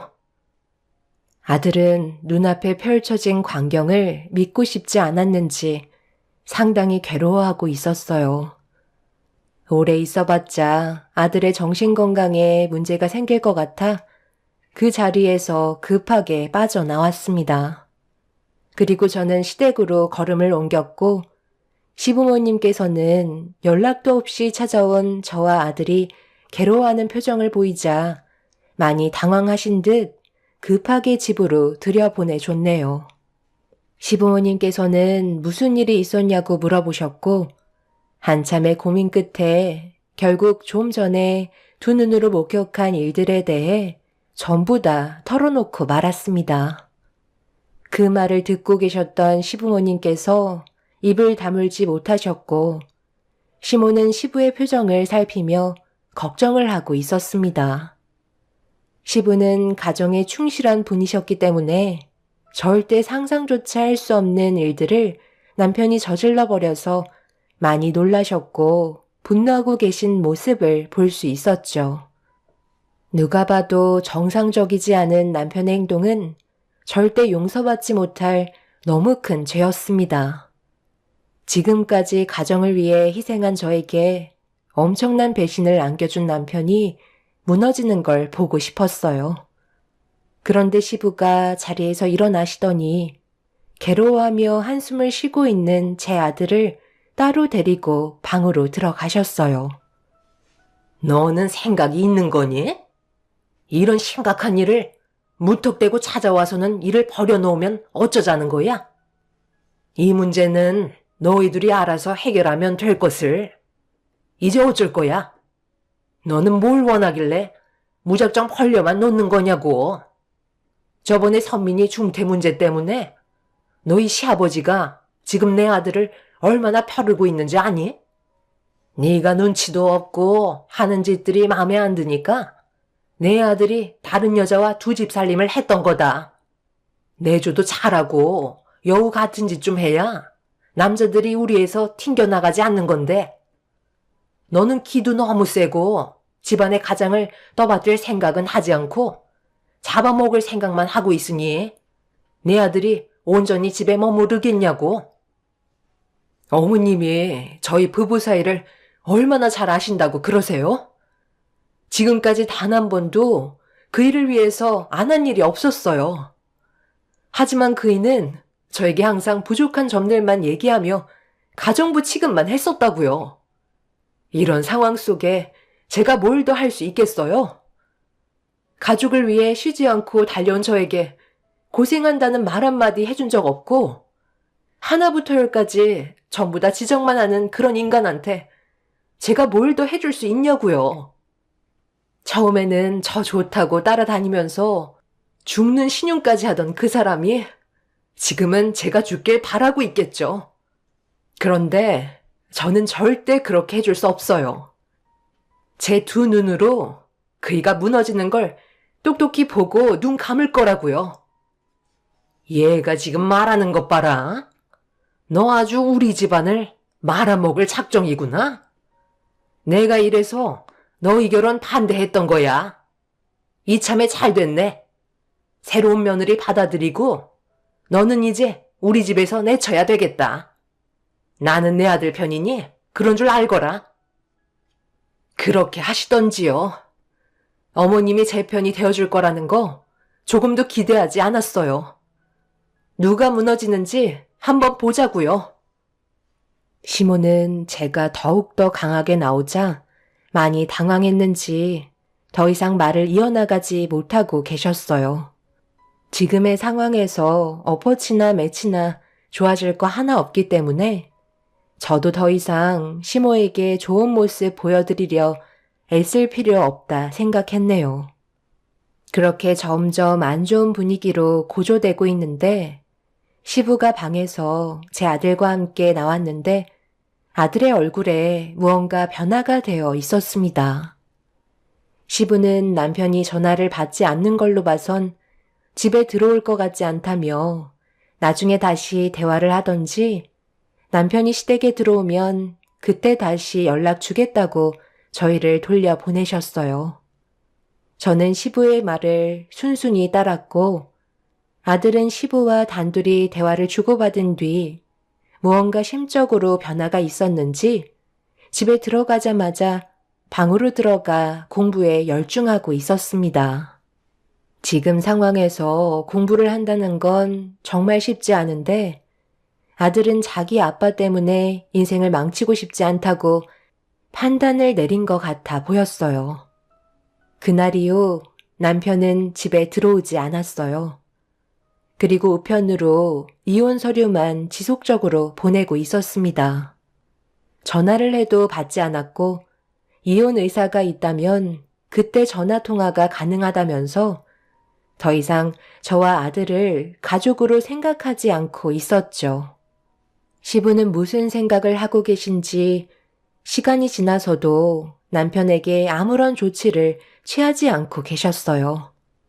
분명 어떠한 액션을 취해 주셔야 하는데 남편은 어느 때보다 잘 지내고 있는 듯 보였습니다. 아들에게 시부와 무슨 대화를 나눴냐고 물어봤지만 나중에 설명드리겠다며 공부에 방해가 되지 않게 도와달라고 부탁하길래 더 이상 아무것도 하지 않았습니다. 그렇게 시간은 계속해서 흘러갔고 어느덧 아들은 고등학교를 졸업하고 대학 생활까지 끝마치게 되었네요. 저 또한 아들의 앞날이 밝아지길 원하고 있었기 때문에 성공하는 날까지 숨죽이며 언젠가 찾아올 때를 기다리며 이를 갈고 있었습니다. 남편은 자기 핸드폰 프로필 사진에 제 아들이 아닌 혼의 자식인 두 여자애들과 함께 찍은 걸 배경 사진으로 올려둔 걸 확인할 수 있었어요. 분명 제 아들도 확인했을 텐데 아무 말도 하지 않는 모습을 보니 마음이 좋지 않았습니다. 혼의 자식인 두 딸들에게는 석사 과정까지 밀어주면서 제 아들은 고등학교 때 중퇴시키려 했던 그때의 상황이 떠올라 아들 몰래 눈물을 훔칠 때가 한두 번이 아니었어요. 그렇게 때를 기다려오면서 이를 악물고 살아오다 보니 어느새 시모는 췌장암으로 건강이 안 좋아지시다가 결국 세상을 떠나셨고 장례식장에서 처음으로 남편을 만나게 되었죠. 하지만 저희는 서로 남남처럼 서로를 무시한 채 각자 할 일들을 하면서 시모의 장례를 끝마치게 되었습니다. 그런데 시부가 남편과 따로 무언가 알 수 없는 대화를 저 몰래 주고받고 있었고 남편이 돌아간 뒤 시부는 저에게 걸어와 다음날 아들과 함께 알려주신 주소로 와주길 바라셨습니다. 그렇게 다음날 아들과 함께 알려주신 주소로 도착한 곳은 어느 한 중개소였어요. 그런데 남편이 저희가 중개소에 올 거라고 생각하지 못했는지 당황스러워하는 표정으로 시부를 바라보고 있었습니다. 그리고 시부는 제 아들 보고 가까이 오라며 손짓을 하셨고 시부가 서류 하나를 건네주셨고 아들은 서류를 건네받아 가방 안에서 사각으로 된 직인으로 서류에 도장을 찍었네요. 아버지, 지금 이게 뭐 하시는 거죠? 저 서류를 왜 저놈한테 건네주는 거냐고요? 저번에 얘기하셨잖아요. 저 건물은 이제 제 소유가 된다면서요. 그런데 저와 한마디 상의도 없이 왜 제 아들에게 회사 건물을 넘겨주냐고요? 지금 아버지가 하신 행동이 무얼 뜻하는지 알고 행동하신 거죠? 회사 운영권을 지금 제 아들에게 넘겨준 거잖아요. 저한테 뭘 원하시는 건데요? 몰라서 물어? 선민이가 어렸을 적에는 힘이 없어서 아무것도 하지 못했지만 지금은 회사 대표로 너보다 더 큰 힘이 생겼다. 우리 회사 임원들 전부 두 집 살림하면서 가족을 버린 너보다 그동안 착실하게 자신의 길을 위해 앞만 달려온 내 손자가 대표 자리에 더욱더 적합하다고 모두가 비밀리에 추첨을 했고 만장일치의 결과를 얻게 됐다. 이제 선민이가 우리 회사 대표고 나는 앞으로 선민이가 잘 헤쳐나갈 수 있도록 앞길을 닦아줄 생각이다. 여기까지가 내가 세운 계획이다. 네가 두 집 살림 하다가 들키게 된 날 그때 선민이와 따로 대화한 게 뭐였는지 알아? 너에 대한 복수를 목표로 달려가라고 얘기했다. 사람이 목표를 달성하기 위해서 여러 가지 목적이 있어야 하는데 선민이한테는 너한테 복수를 하기 위한 준비를 하라고 했지. 그래서 우리 회사의 대표가 되기 위해 지금까지 내 옆에서 준비를 하고 있었고 많은 임원들의 동의를 얻을 수 있었다. 오늘 이 시간 이후로 너한테는 모든 걸 주지 않을 거고 내 손자가 대표가 되면서 구조 조정이 있을 거다. 당연히 너는 우리 회사에서 이제 그만 나가줘야만 될 것 같다. 하지만 되돌릴 수 있는 방법 하나는 있지. 너와 두 집 살림했던 그 가족들 전부를 지금 당장 이 자리로 불러서 무릎 꿇고 손이 발이 되도록 빌거라. 자신의 잘못을 진심으로 다 뉘우치고 가족을 위해 모든 걸 정리한 다음 다시 제자리로 돌아오겠다고 한다면 내가 다시 한번 생각해 보마. 하지만 그렇게 하지 않는다면 너와 나의 관계는 오늘로써 끝이다. 시부는 마지막으로 기회를 주셨지만 남편은 시부의 기회를 발로 걷어차며 자기가 꾸린 두 집 살림하던 가족들과 함께 지내면 된다고 남편은 되려 큰소리 치더니 중개소를 뛰쳐나갔네요. 절대 자신의 잘못을 인정하지 않았고 결국 남편은 시부의 회사에서 퇴출이 되고 말았습니다. 그날 이후 저는 남편과 이혼을 하게 되었고 남편은 시부가 가진 재산과 권력보다 자신이 꾸린 또 다른 가족들의 품으로 돌아가게 되었죠. 모든 게 정리가 된 이후 아들은 어느새 대표의 자리에서 회사를 위해 열심히 살아가고 있었어요. 정말 다행인 건 시부가 저와 제 아들을 버리지 않았다는 게 너무 감사했었습니다. 하지만 세월이 흐른 만큼 시부의 건강에 문제가 생겼고 시간이 얼마 남지 않게 되었네요. 그런데 이 소식을 어떻게 듣게 된 건지 남편이 어느 날 병원으로 찾아왔어요. 허름한 옷차림에 거짓골을 하고 고개를 떨군 채 저를 찾아왔습니다.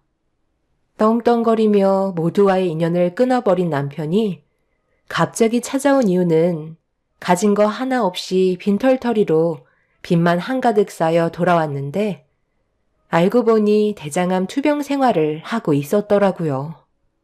그런데 더 이상 버티기가 힘들었는지 도움을 받으려고 온 거였고 두 집 살림하던 가족들에게 간이며 쓸개며 다 내어주더니 전부 다 남편을 버리고 해외로 떠나버렸다고 하네요. 자신의 잘못을 뉘우치겠다고 살려달라고 애원하고 있는 중입니다. 하지만 저는 더 이상 이 사람에게 미련을 두고 싶지 않아요. 오랜 시간이 지난 만큼 그 사람에 대한 조금의 감정도 남아있지 않은 상태이기 때문에 도와주고 싶지 않습니다. 아직까지 제 아들은 남편이 대장암으로 투병 생활하는 걸 알지 못하고 있어요. 분명 언젠간 알게 되겠지만 미리 알려봤자 좋을 거 하나 없을 것 같네요. 제가 전 남편의 대장암 치료를 도와주지 않는 게 잘못된 건가요? 완치되면 짐이 될 것 같고 또 다른 불행이 찾아올까봐 조금도 도와주고 싶지 않네요. 그렇게 하는 게 벌 받는 행동일까요? 여러분들의 의견을 듣고 싶네요. 끝까지 사람 힘들게 하는데 하루빨리 정리됐으면 하는 바람입니다. 제 사연 들어주신 분들 오늘 하루도 힘내시길 바랍니다. 감사합니다. 안녕하세요. 저는 딸 하나 키우고 있는 40대 초반 여자입니다. 이런 경험을 해본 적이 없어서 현재 많이 힘든 상태입니다. 지금도 그 사람들을 보면 너무 화가 치밀어 올라요. 절대 사람이 해선 안 될 행동들을 저질렀기 때문이죠. 항상 저에게 많은 사랑을 줬던 남편이 제가 딸을 출산하고 나서부터 달라진 모습을 느끼게 되었어요. 저와 함께하는 시간보다 밖에서 보내는 시간이 많았었죠. 그런 부분들이 서운하게 다가와 몇 번 얘기를 한 적이 있었어요. 회사 생활 제가 모르는 것도 아니고 어떻게 돌아가는지 전부 다 알기 때문에 집에 들어오는 시간까지 파악하고 있는데 집으로 곧장 들어오지 않고 꽤 늦은 저녁이 돼서야 눈치 보며 들어오곤 했었죠. 왜 이렇게 늦었냐고 물어보면 회사 사람들과 술 한잔 걸쳤다고 변명하지만 평상시에 느꼈던 모습과는 많이 달랐습니다. 이런 일들이 계속해서 반복이 되니 좋은 말이 나가지 않았어요. 그래서 분유 먹고 자고 있는 딸을 확인하고 남편과 진지하게 대화를 이어나가기 시작했습니다. 결혼을 하고 아이가 태어났는데 가정보다 회사 사람들이 더 우선인 것 같아 이런 점들이 마음에 안 들었어요. 반대로 남편은 자기를 이해해주지 못한다면서 오히려 큰 소리치며 저한테 화를 냈습니다. 회사 생활 안 해본 사람처럼 얘기하면 어쩌자는 거야? 나는 뭐 이런 생활이 좋아서 늦은 시간까지 밖에 있다가 온 줄 알아? 당신이 그런 거 조절할 수 있는 위치잖아. 내가 봤을 때 그건 핑계 같은데? 원래 모임 같은 거 좋아했었고 사람들과 술자리 가지는 거 빠지지 않고 참석하려는 거 잘 알고는 있었지만 그래도 나 이제 출산한 지 몇 달 되지 않았고 요즘 당신 때문에 스트레스를 많이 받았는지 전량이 줄어서 애가 부족한지 계속 보채길래 분유로 배 채워주고 있는데 지금 어떤 상황인지 알려고 하지도 않잖아. 현관 앞에 분유통은 쌓이고 있는데 한 번도 신경 쓰지 않는 게 말이 된다고 생각해? 바쁘다 보면 못 볼 수도 있는 거지. 왜 그거 가지고 그래? 벌써부터 분유를 먹일 정도면 몸에 문제 있는 거 아니야? 산부인과에 찾아가 검사를 받아보던지 아니면 밤량을 늘려서 젖을 돌게 만들면 되잖아. 분유값 한두 푼도 아닌데 해결 방법을 찾아보려 하지도 않고 무턱대고 분유 사서 먹이면 어쩌자는 거야? 내 말이 틀렸어? 당신 말 참 웃기게 한다. 분유값 한 번이라도 줘봤어? 돈도 따로 관리한다고 생활비는 그동안 내가 벌은 돈으로 사용하라고 말하는 당신이 그런 말 하는 건 문제가 있는 거 아니야? 계속 이런 식으로 행동하면 나도 더 이상은 못 참아. 남편은 술이 꽤 취해 있는 상태라 제대로 된 대화를 이끌어갈 수는 없었지만 그래도 다음부터는 신경 쓰겠다는 말에 참고 넘어갔어요. 하지만 며칠 못 가서 남편은 또 다시 똑같은 생활을 반복하는 모습을 보여주고 있었죠. 태어난 지 몇 달 되지 않은 딸 제대로 안아준 적도 없었으면서 무리한 요구를 하는 것도 아닌데 가정에는 신경조차 쓰지 않는 모습이 저를 더욱더 화나게 만들었어요. 참고 또 참았다가 저 또한 감정이 터지게 된 터라 남편과 언성을 높이면서 싸우게 되었죠. 결국 더 이상 대화로 풀어가고 싶지 않다는 남편은 집 밖을 뛰쳐나갔고 그날은 집에 들어오지 않았네요. 뭐가 문제인지 전혀 인식하지 못하는 남편의 행동들을 계속해서 두고만 보기에는 더욱더 상황을 악화시킬 것 같아 이 문제를 시부모님께 도움을 요청했어요. 그런데 당연히 제 편을 들어주실 거라 생각했는데 전혀 다른 반응을 보여주셨습니다. 큰일도 아니구만.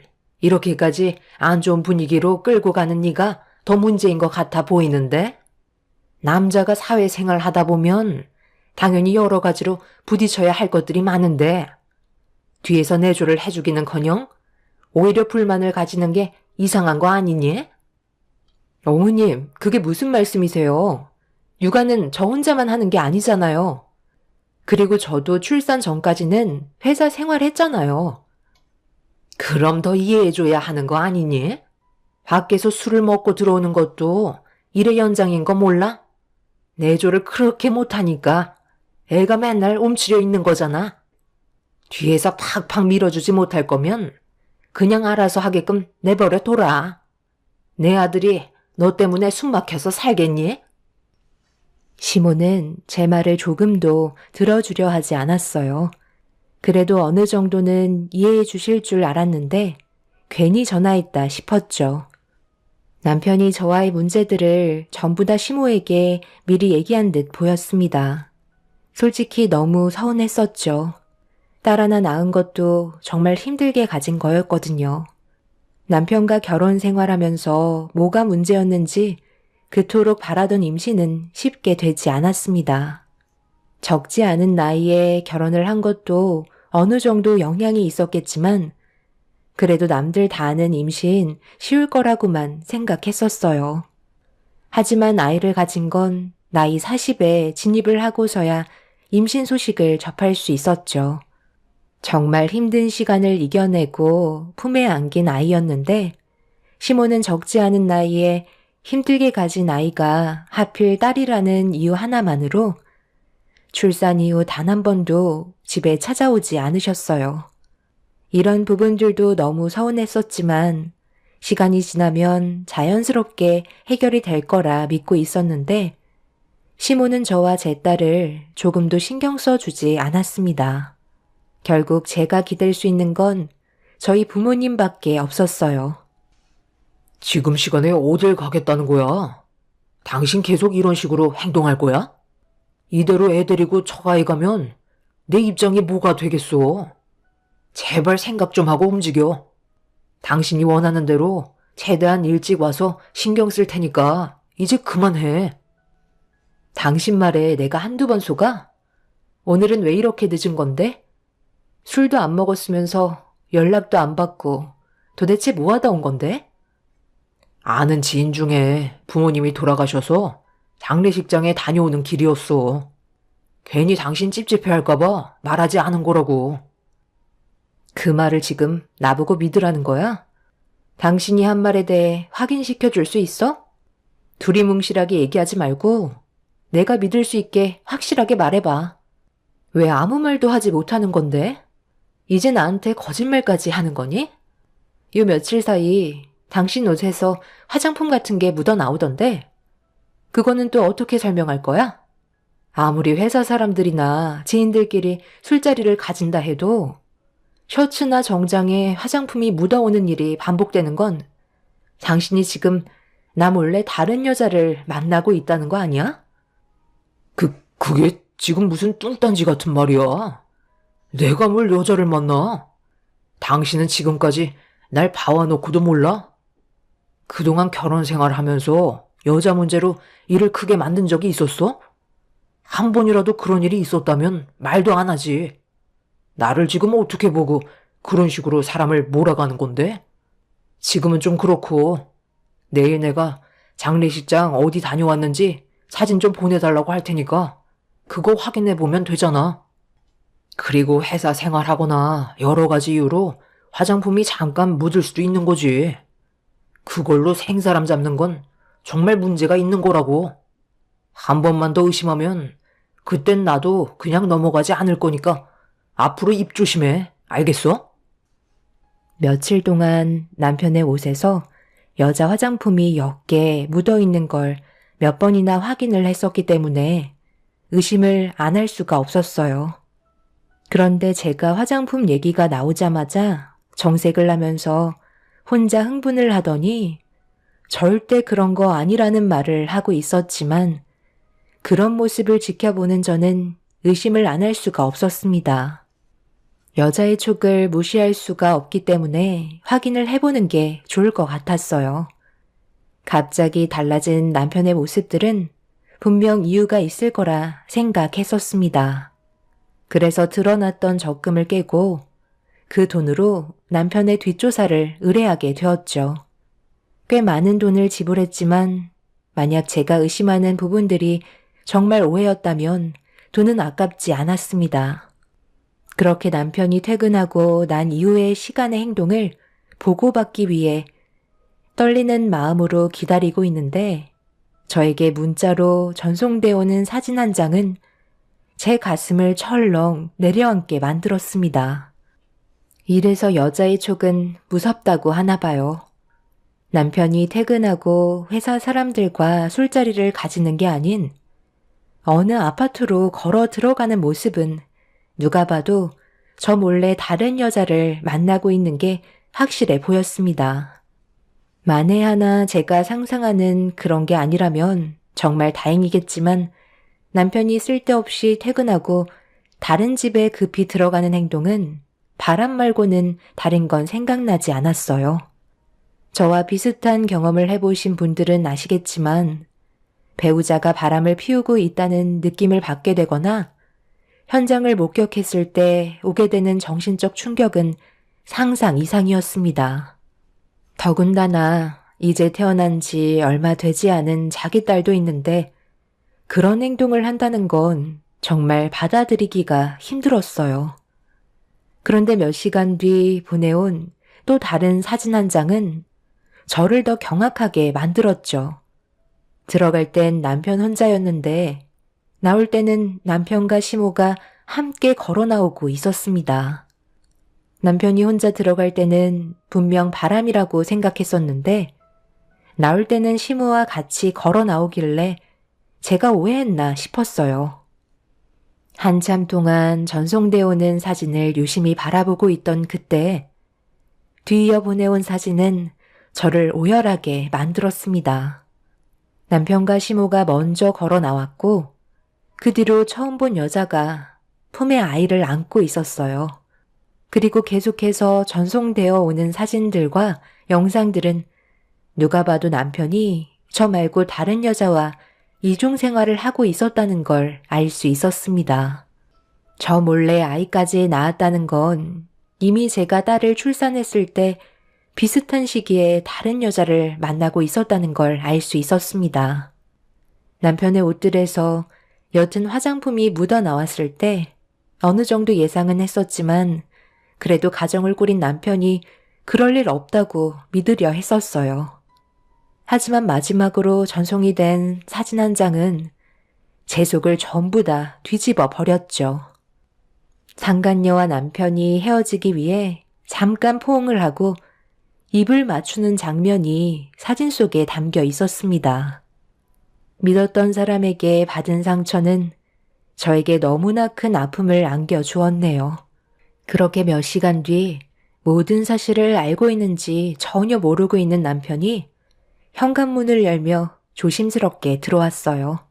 그리고 한다는 말이 오늘만큼은 일찍 들어왔으니 아무 말도 하지 말라고 제 딸의 얼굴을 보겠다며 분유 먹고 깊은 잠에 빠져있는 아이의 방문을 열려고 하길래 저도 모르게 남편에게 화를 내고 말았죠.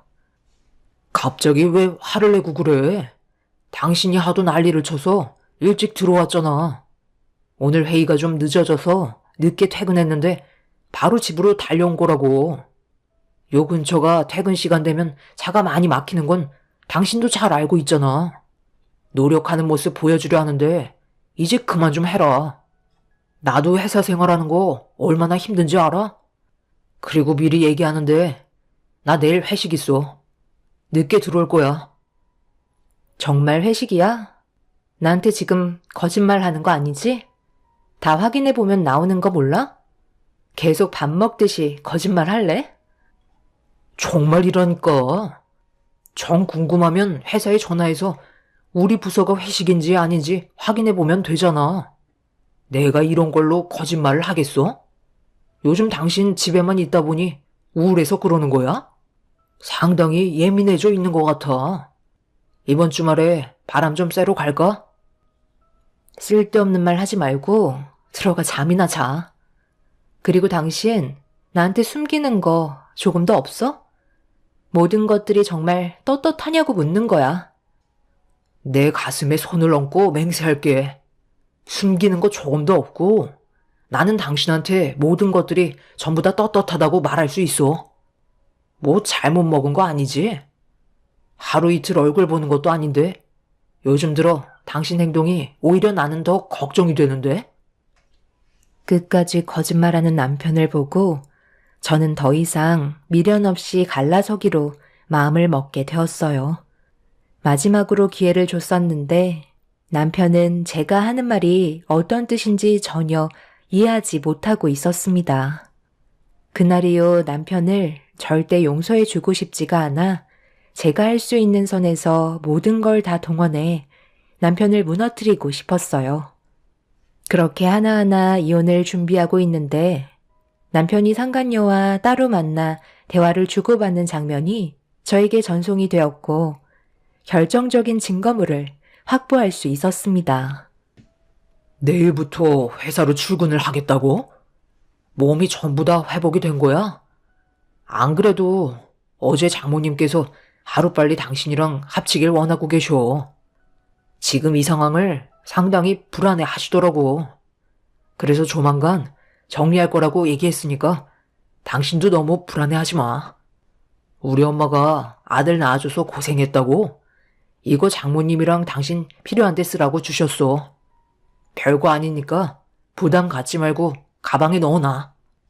육아 스트레스도 좀 풀 겸 백화점 가서 장모님이랑 쇼핑이라도 하던지. 부족하면 언제든 또 말해. 어머, 이게 얼마야?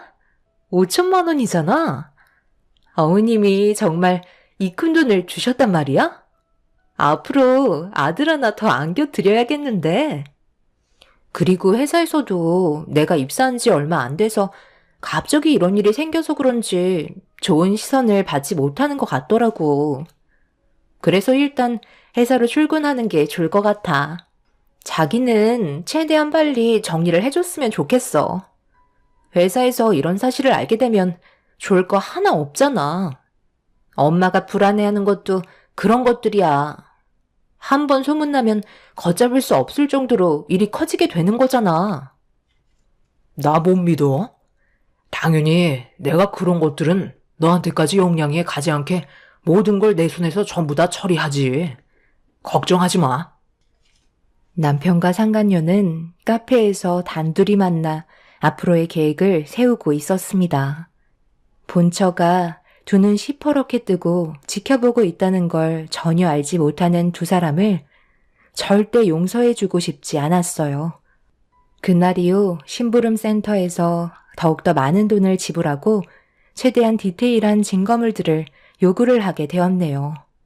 시모는 딸을 낳은 저에게 제대로 된 사랑 한 번 준 적도 없었으면서 상간녀인 젊은 여자한테는 아들을 안겨줬다는 이유 하나만으로 5천만 원을 거침없이 남편을 통해 찔러주는 모습들이 남아있던 전까지 떨어지게 만들었습니다. 그렇게 하나둘 남편과 함께 했던 것들을 정리하고 있는데 남편이 집에 들어왔어요. 당신 지금 뭐 하는 거야? 짐 정리를 왜 하고 있는 건데? 어디 가려고 하는 거야? 서윤이가 안 보이네. 장모님 댁에 보냈어? 아무래도 부모님의 도움을 받는 게 좋을 것 같아서 이제 모유도 안 나오고 분유로만 먹이고 있는데 언제까지 집에 있을 수는 없잖아. 나도 이제 회사로 복귀해야지. 내일부터 출근하기로 벌써 말 다 해놨어. 여기에 있는 물건들은 부모님께서 사용하셔야 하니까 정리하고 있는 거야. 계속 쉬고 있는 것도 눈치 보이고 요즘 다 이렇게 하잖아? 당신 표정이 왜 그래? 내가 회사 복귀하는 게 싫어? 아니, 싫은 게 아니라 나는 당신 힘들까봐 그러는 거지. 지금 한창 아이 때문에 정신 없을 때인데 좀 더 시간을 두고 움직이는 게 내가 봤을 때 좋을 것 같은데? 그러지 말고 쉴 때 좀 더 쉬는 게 좋지 않겠어? 어차피 육아휴직 아직도 많이 남았잖아. 부모님이 도와주신다고 하셨어. 회사에서도 나를 필요로 하고 있는데 언제까지 쉴 순 없잖아? 이미 결정한 건데 내가 회사에 가면 안 되는 이유라도 있는 거야? 당신 나한테 말 못한 거 있어? 회사에 나 모르게 다른 여자라도 심어놨나 봐? 또 그 얘기야?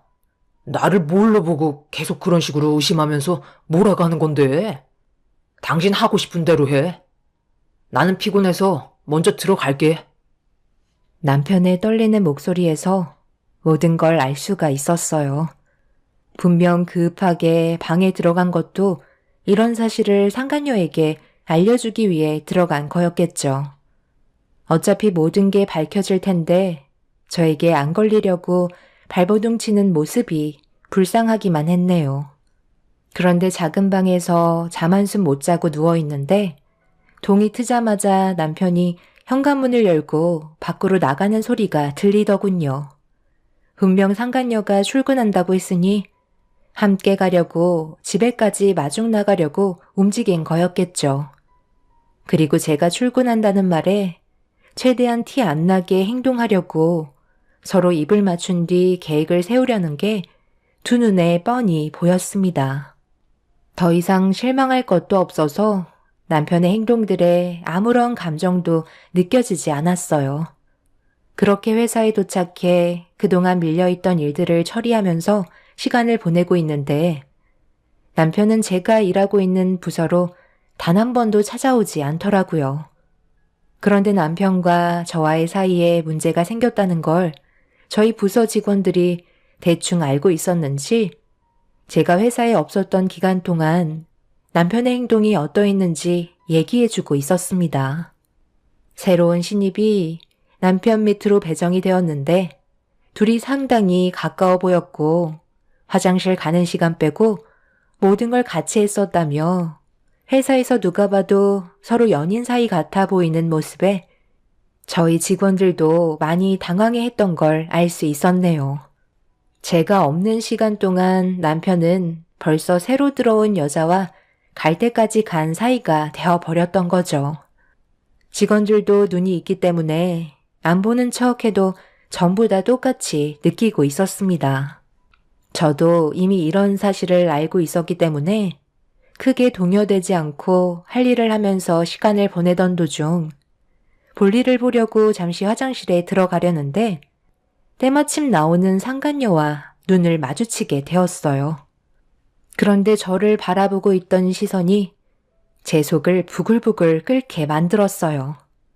위아래로 훑어보면서 상당히 불편한 시선으로 저를 쳐다본 뒤 자기 부서로 걸어가고 있었습니다. 기분이 상당히 안 좋아진 저는 상간녀를 불러 세웠어요. 신입이라고 들었는데 아무리 부서가 달라도 회사 상사한테 당연히 인사해야 되는 거 아닌가? 요즘 신입들은 개념을 밥 말아먹었나? 아, 네, 안녕하세요. 저는 다른 부서와는 별로 입을 섞고 싶지 않아서요. 저희 부서 선배들 챙기는 것도 벅차거든요. 그래서 나 없는 동안 내 남편이랑 노는 게 그렇게 좋았나 봐. 벌써 회사에 소문이 쫙 퍼졌던데 둘 사이가 심상치 않다며? 어머, 벌써 부장님 귀에까지 들어갔어요? 그럼 조심하셔야죠. 제가 낚아챌 수도 있을지 모르잖아요? 요즘 남자들 젊은 여자면 사족을 못 쓰잖아요. 더군다나 회사 내에서는 젊은 여자가 얼마나 귀하겠어요? 낚아채 가는 사람이 임자 아닌가요? 저희 상무님 같은 경우 능력도 있으시고 얼굴도 빠지지 않는데 저 같아도 혹할 것 같은데요. 더 할 말 없으시면 이만 가보겠습니다. 적당히 나이 먹었으면 사회생활 어느 정도 할 줄 알아야지. 남자들이 조금 잘해준다고 아무데나 꼬리 함부로 놀리다간 인생 쪽나는 거 순식간이야. 눈앞에 있는 것만 바라보다가 여러 죽어나가는 거 내가 정말 많이 봤거든. 한번 열심히 해봐. 상간녀는 저를 증오하듯 노려보고 있었어요. 저 또한 당장 달려가서 머리채 잡고 싶었지만 이를 악물고 끝까지 참았습니다. 그런데 상간녀와 대치하고 있는 사이 남편이 저를 발견하고 급하게 뛰어왔어요.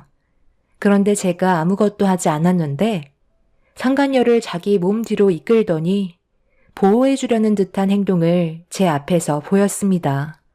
남편 몸 사이로 고개를 내민 상간녀는 자기가 이겼다는 듯한 눈빛으로 남편의 팔짱을 끼며 온갖 애교를 부리면서 일하는데 문제가 생겼다고 남편을 끌고 부서로 데리고 들어갔네요.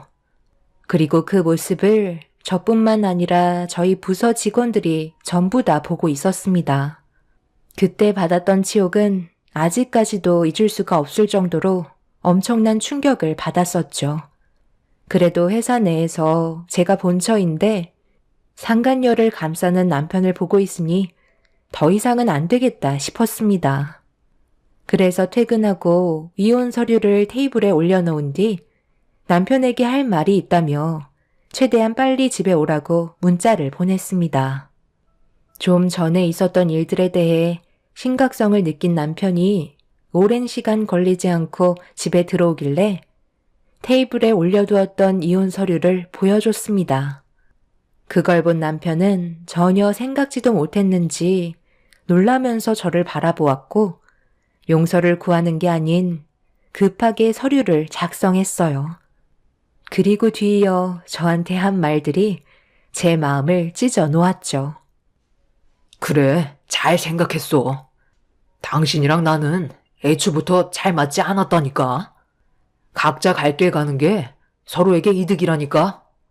나는 당신이 상처받을까봐 그동안 이혼하자는 말도 못하고 얼마나 속을 끓었는지 알아? 내일 당장 법원에 갈 거지? 나랑 이혼하는 게 그렇게 좋니? 여태까지 당신을 위해 내 인생을 바쳤는데 어떻게 눈 하나 깜빡하지 않고 이혼 서류에 사인을 할 수가 있어?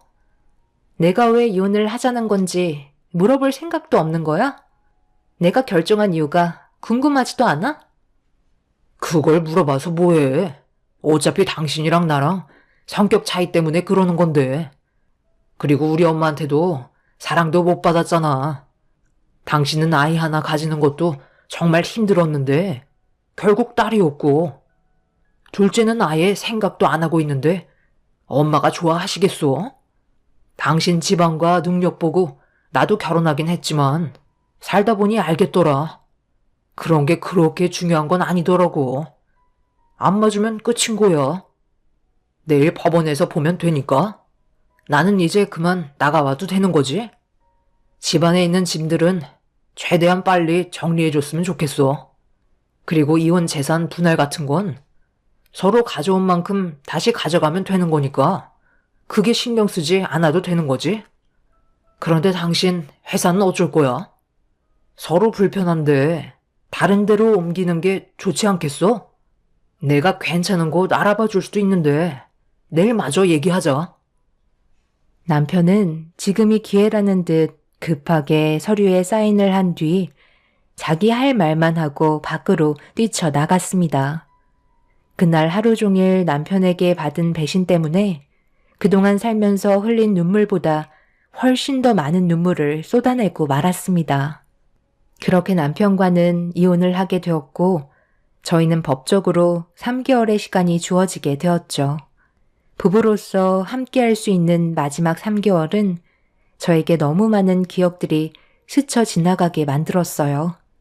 연인 사이로 만나 서로 행복하게 살기 위해서 결혼을 약속하고 그토록 바라던 아이를 가진 뒤 앞으로 좋은 날들만 눈앞에 펼쳐질 거라 생각했는데 모든 것들이 전부 물거품이 되어버리고 말았습니다. 남편은 이미 저와 딸을 버리고 다른 여자와 아이의 아빠로 남아버렸고 그렇게 각자의 인생을 살아가기 위해 다시 회사로 돌아왔습니다. 그리고 그날은 임원 인사 명단에 진급날이 발표되는 날이었죠. 남편과 제가 회사에 도착했을 때 이미 많은 직원들이 저희를 보며 술렁이기 시작했어요. 게시판에 붙어있는 임원 인사 명단을 확인하기 위해 달려간 남편은 얼굴이 사색이 되었고 말도 안 된다는 듯 저를 바라보고 있었습니다. 정작 진급을 해야 할 남편의 명단은 빠져 있었고 제 이름이 올라가 있었죠. 저는 모든 걸 미리 전부 다 알고 있었습니다. 저에게 가까이 온 남편이 제가 왜 명단에 올라갔는지 물어보며 이해할 수 없다는 표정을 보이는데 전 직원들 모두의 핸드폰에 회사의 공지사항 알람이 울렸고 직원들이 하나둘 회사 공지사항을 확인하는 순간 남편은 뒷걸음질 치며 경악을 하고 말았습니다. 그동안 남편이 상간녀와 만나고 있던 사진들과 녹음 내용들이 전부 다 공개가 되었기 때문이죠. 그리고 뒤이어 저희 회사 대표님께서 남편을 보며 걸어오셨네요. 이상무, 이게 어찌 된 일인가? 이상무는 이제 우리 회사 직원이 아닐세. 어떻게 이런 끔찍한 일을 저지르고도 아무렇지 않게 회사 생활을 할 수가 있는 거지? 그동안 이상무가 우리 회사에 얼마나 많은 공을 들였는지 누구보다 내가 잘 알고 있지만 그건 오늘로써 진급하게 된 김 이사도 마찬가지 아닌가? 그리고 우리 회사에 이상무보다 김 이사가 더 많은 실적을 쌓아 올린 건 전부 다 인정하고 있지? 이 일로 인해 우리 회사에 엄청나게 큰 타격을 입게 된 거 모르나? 이상무를 믿고 거래하겠다던 투자자들이 이런 민낯을 보고 전부 다 등을 돌렸고 그에 따른 막대한 손해를 입게 되었네. 법적으로 이상무에게 그동안의 노력들이 전부 다 물거품이 되었으니 그에 따른 손해배상이 들어갈 걸세. 그럼 이 시간 이후로 저 채사원과 함께 회사에서 그만 나가주게나. 대표님, 제가 전부 다 바로잡을 수 있다고요. 거래처 분들과 다시 한번 만나게 해주세요. 이대로 저를 내치시면 정말 후회하신다는 거 몰라요? 여기 회사 말고도 저 스카우트 하겠다고 연락 오는 거 잘 알고 계시죠? 이런 저를 내치신다고요? 내가 그래서 이상무가 앞으로 이쪽 계통에서 발도 못 붙이게 전부 손을 써놨네. 지방 쪽이야 일자리를 구할 수 있겠지만 자네가 들어가려는 회사는 이미 나와 오랜 기간 함께 해온 동업계 파트너라는 거 모르나? 그쪽 대표들과 함께 알고 지낸 지 30년이 넘었는데 내가 중요하겠나? 자네 같은 쓰레기가 중요하겠나? 자네의 스펙 정도는 대한민국 천지에 널려있네. 대충 알아먹었으면 그만 나가보게. 남편은 절대 나갈 수 없다며 그 자리에서 무릎을 꿇었어요. 그만큼 회사에 대한 애정을 누구보다 많이 쏟았기 때문에 눈앞에 펼쳐진 상황들은 남편에게 충격을 안겨주었죠. 그리고 남편 옆에 상간녀도 똑같이 무릎을 꿇고 대표님에게 용서를 구했지만 이미 엎질러진 물은 주워 담을 수 없었죠. 그리고 저 또한 남편을 상대로 이혼 위자료와 함께 상간녀 소송을 진행했고 두 집안은 난리가 나고 말았습니다. 저한테도 위자료를 줘야 하지만 문제는 대표님이 남편과 상간녀에게 회사의 손해에 대한 막대한 금액을 손해배상 청구를 하면서 그동안 쌓아왔던 것들이 한순간에 무너질 위기에 처하게 되었죠. 남편이 힘들게 영업을 해서 연결하게 된 투자자들이 남편의 행동을 보고 회사에 대한 이미지와 내부에서 일어나는 문제들로 인해 믿고 투자할 수 없다며 등을 돌려버린 건 상당히 큰 문제였어요. 그만큼 저희 회사 측에서도 그동안 쏟아부었던 시간들과 금전적인 부분들이 상당하기 때문에 남편은 감당하기 힘들 만큼 상황은 악화가 되었죠. 그렇게 저는 3개월의 숙려 기간이 끝나고 완전한 남이 되었습니다. 눈앞에 있던 남편과 상간녀의 머리채를 잡고 싶었지만 그 사람들과 똑같은 수준이 되고 싶지 않았습니다. 하지만 저희 집에까지 찾아온 시댁과 상간녀의 집안은 선을 넘어 사람이 해선 안 될 행동을 저질렀고 그로 인해 충격적인 결과가 눈앞에 펼쳐지고 말았네요. 곱게 너 혼자 갈 것이지. 내 아들과 새아가를 잘 다니고 있던 회사에서 내쫓은 것도 모자라. 엄청난 금액의 손해배상까지 떠안게 만들어? 네가 그러고도 무사할 줄 알았니? 당장 가서 너희 회사 대표에게 한 번만 기회를 달라고 설득시켜라. 위자료까지 받았으면 된 거 아니야? 우리 집안 망하는 걸 그렇게 보고 싶은 거니? 내 아들도 그동안 너한테 했던 행동들에 대해 충분히 잘못을 뉘우치고 있으니까 이번 일만 조용히 넘어가게 네가 잘 좀 얘기해 주래도. 그 정도는 할 수 있잖아. 그래도 나는 당신이랑 좋았던 날들을 잊지 않았는데 당신은 어떻게 이렇게까지 밀정할 수가 있는 거야? 저한테 찾아와 봤자 소용없어요. 이제 와서 뭐 어쩌자는 건데요? 당신들이 저지른 일에 대해 그만한 대가를 치르는 건데 용서를 해달라고요? 본인들이 직접 가서 손이 발이 되도록 싹싹 비르세요. 회사에서 쫓겨나서 손해배상 떠하는 건 두렵고 저한테 그동안 했던 행동들에 대해서는 아무렇지도 않나요? 더 이상 상대하고 싶지 않으니까 그만 돌아가세요. 저는 당신들처럼 하찮은 인간이 아니기 때문에 많이 참고 있는 거라고요. 한 번만 더 우리 집에 찾아오는 날에는 그땐 저도 그냥 넘어가지 않아요. 여자 구실을 못하니까 버림받은 걸 가지고 지금 누구한테 소리를 지르는 거야? 오늘 끝까지 가보자고. 상간녀는 자신이 회사에서 퇴사를 당하면서 수많은 직원들에게 받은 치욕에 화가 많이 났는지 갑자기 제 머리채를 잡아 흔들었어요. 저도 결국 참았던 분노를 터뜨리게 되었고 양가 집안은 난리가 나고 말았죠. 그런데 상간녀와 몸싸움을 벌이던 도중 남편이 상간녀에게 그만하라고 소리를 지르며 저와 상간녀를 떨어뜨려 놓았는데 남편이 상간녀를 저지한 거에 대해 기분이 나빴는지 상간녀가 남편의 뺨에 손을 올려 붙였고 그 순간 시모가 그 모습을 보고 이성을 잃어버려 상간녀에게 뭐 하는 짓이냐며 강하게 밀쳤는데 충격적이게도 중심을 잃으면서 상간녀가 난간에서 떨어지려는 찰나 남편의 옷깃을 잡았고 순식간에 상간녀와 남편이 동시에 복도식 아파트 난간에서 추락하고 말았습니다. 복도에서 시댁 사람들과 상간녀 집안 사람들까지 우르르 몰려와 있었기 때문에 비좁은 틈에 워낙 순식간에 벌어진 일이라 아무도 손을 쓸 수가 없었고 두 사람 다 깨어나지 못하고 있었죠.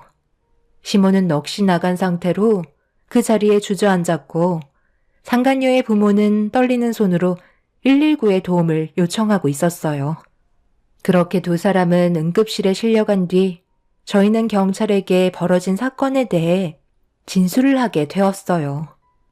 시모의 행동으로 문제가 생긴 거기 때문에 저는 금방 나을 수 있었지만 시모는 추가적인 조사 진행이 이루어졌습니다. 그날 이후 남편과 상간녀의 몸에 문제가 생겼고 남편은 허리를 크게 다치는 바람에 전신에 마비가 오고 말았습니다.